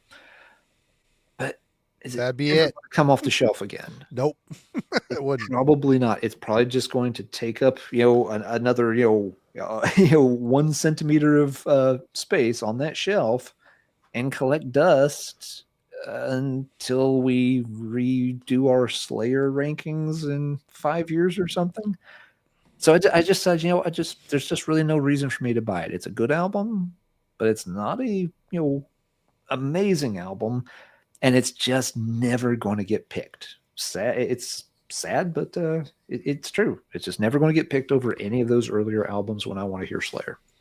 And I gotta put myself in their shoes. This is what they've done since they were teenagers, right? And when Jeff Hanneman died, the community's like, Slayer should stop. You know what? Why would it? What it's like, oh yeah, okay. I mean, they're still packing arenas. This is their bread and butter. You expect them just to fold. You know how hard it is in this day and age to build a band? I mean, his Kerry King band, they're not at the same level as Slayer was. He's starting over. He's hoping he tried to capitalize on his name. I think he's still putting a lot of people, but these big festivals, it's not Kerry King band headlining. It isn't. It just isn't the way it goes.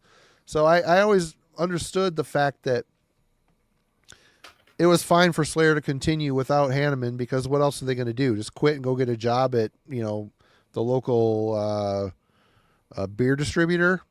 I don't know.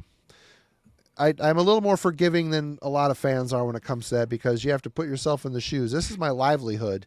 Yeah. Someone dies, the person that dies would want me to continue with what he built, helped build over all the years. It's just the way it is. It's, you don't just stop because, I remember watching videos, Voivod back in the day, saying that if any one of us leaves, we would break up the band because it won't be Voivod anymore. Well, you had Blackie in and out. That didn't work out. That didn't work out. You had Piggy passed away.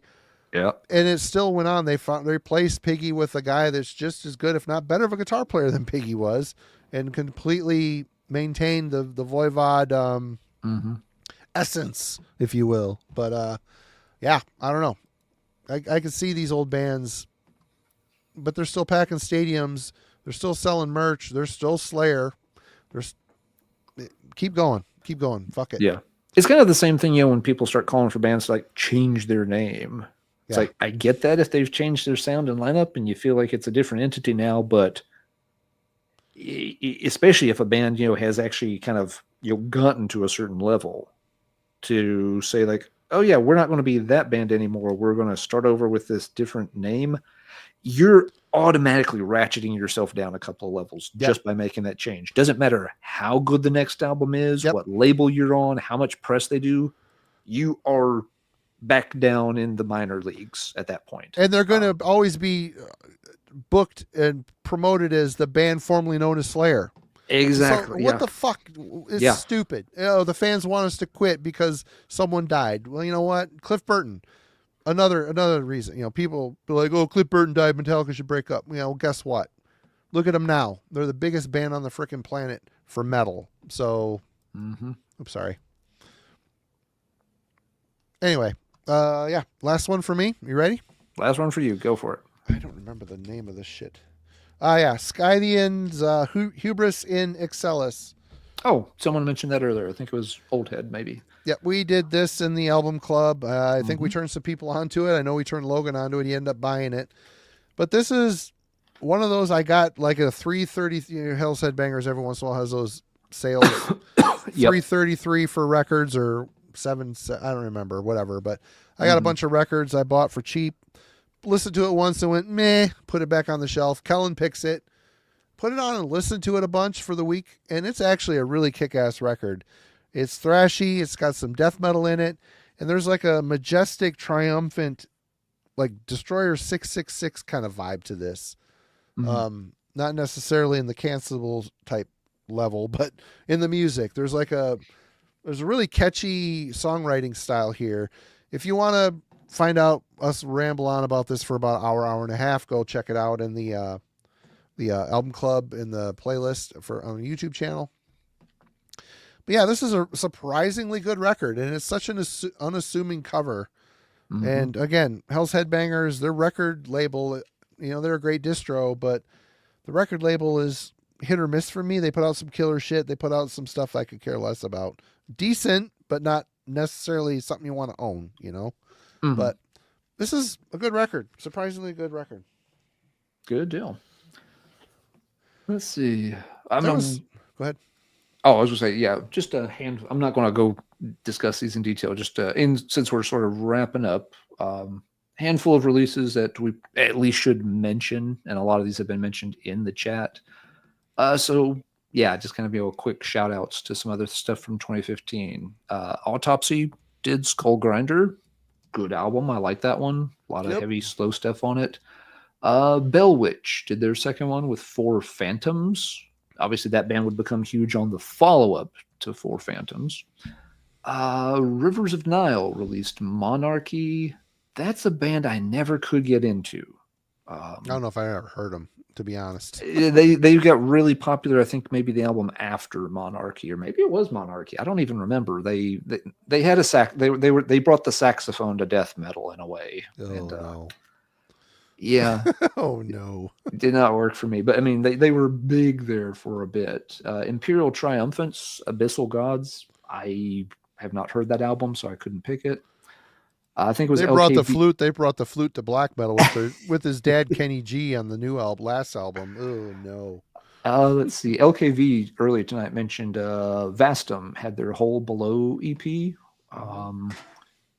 Nile put out What Should Not Be Unearthed. I have not heard that Nile album, so again, good album. It's couldn't pick it. I'm very slowly working my way through more of Nile's catalog.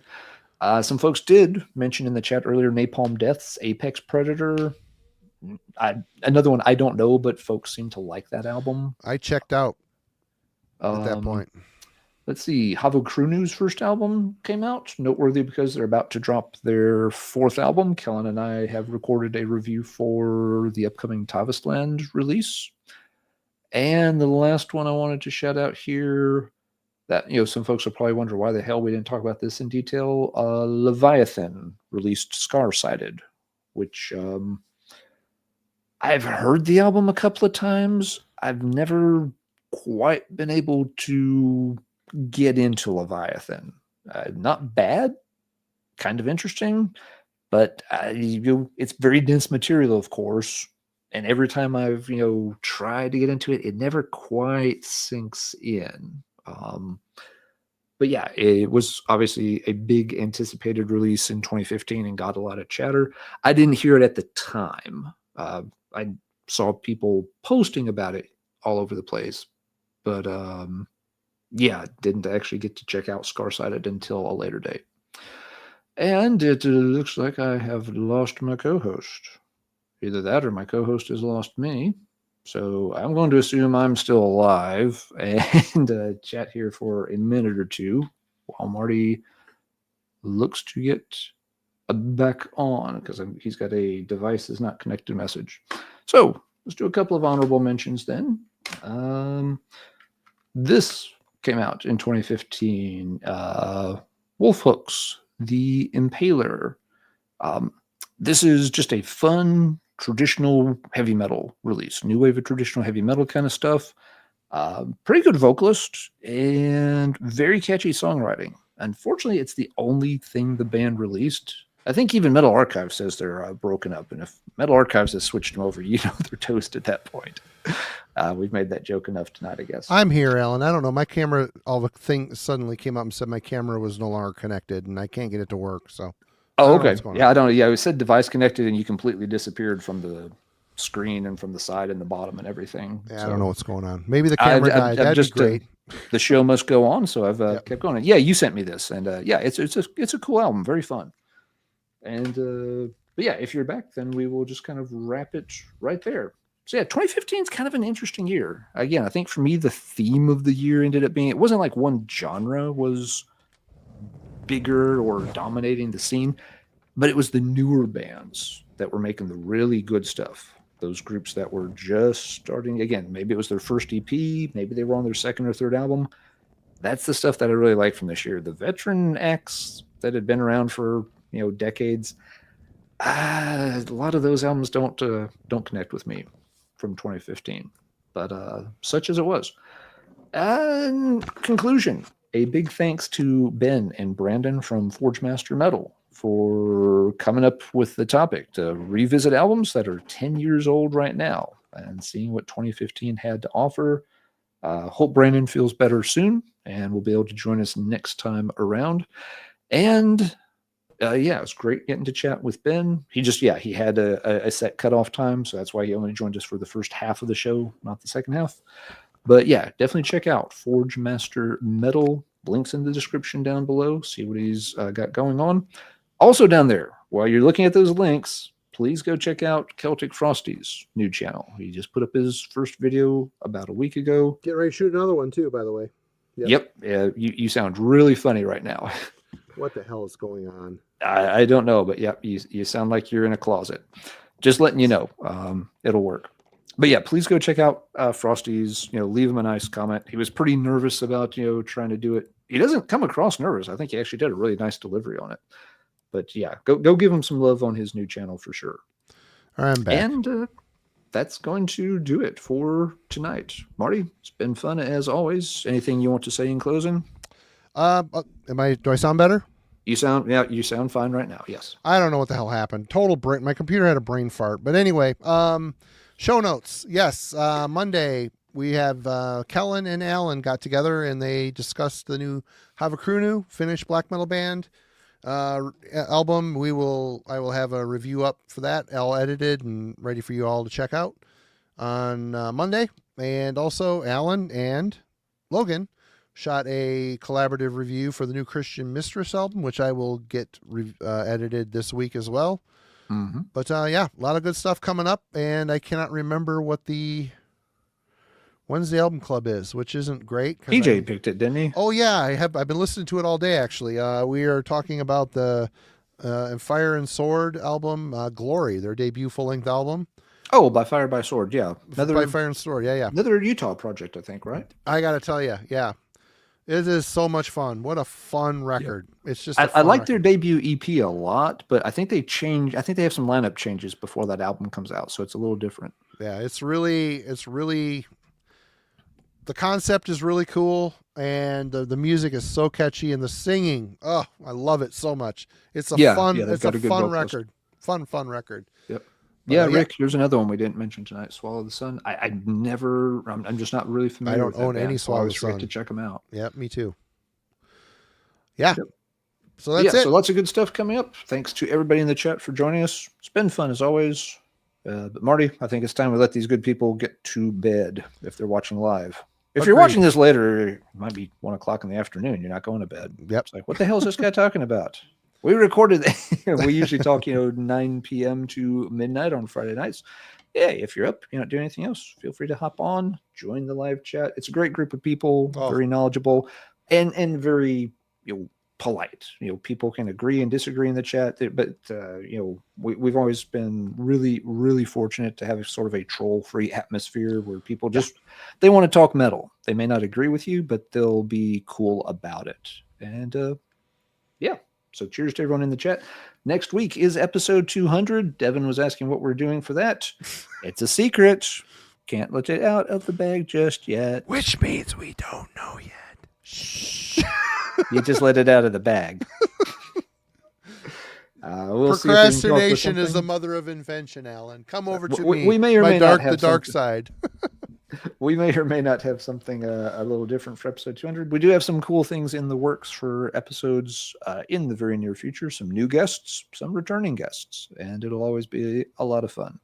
But Marty, let's wrap this thing up and hit the big button that says go offline now.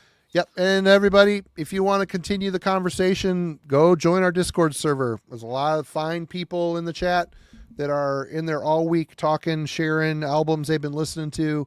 It's a fun community. We're having a lot of fun on there. Under 200 people at this point. It's a good community. And like Alan said, we have the best community on the internet as far as I'm concerned. So, for sure. Go check that out. I like Ryan's idea, but I don't think my wife would like that.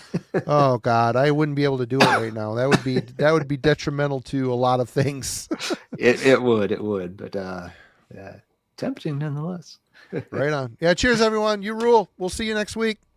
Bye.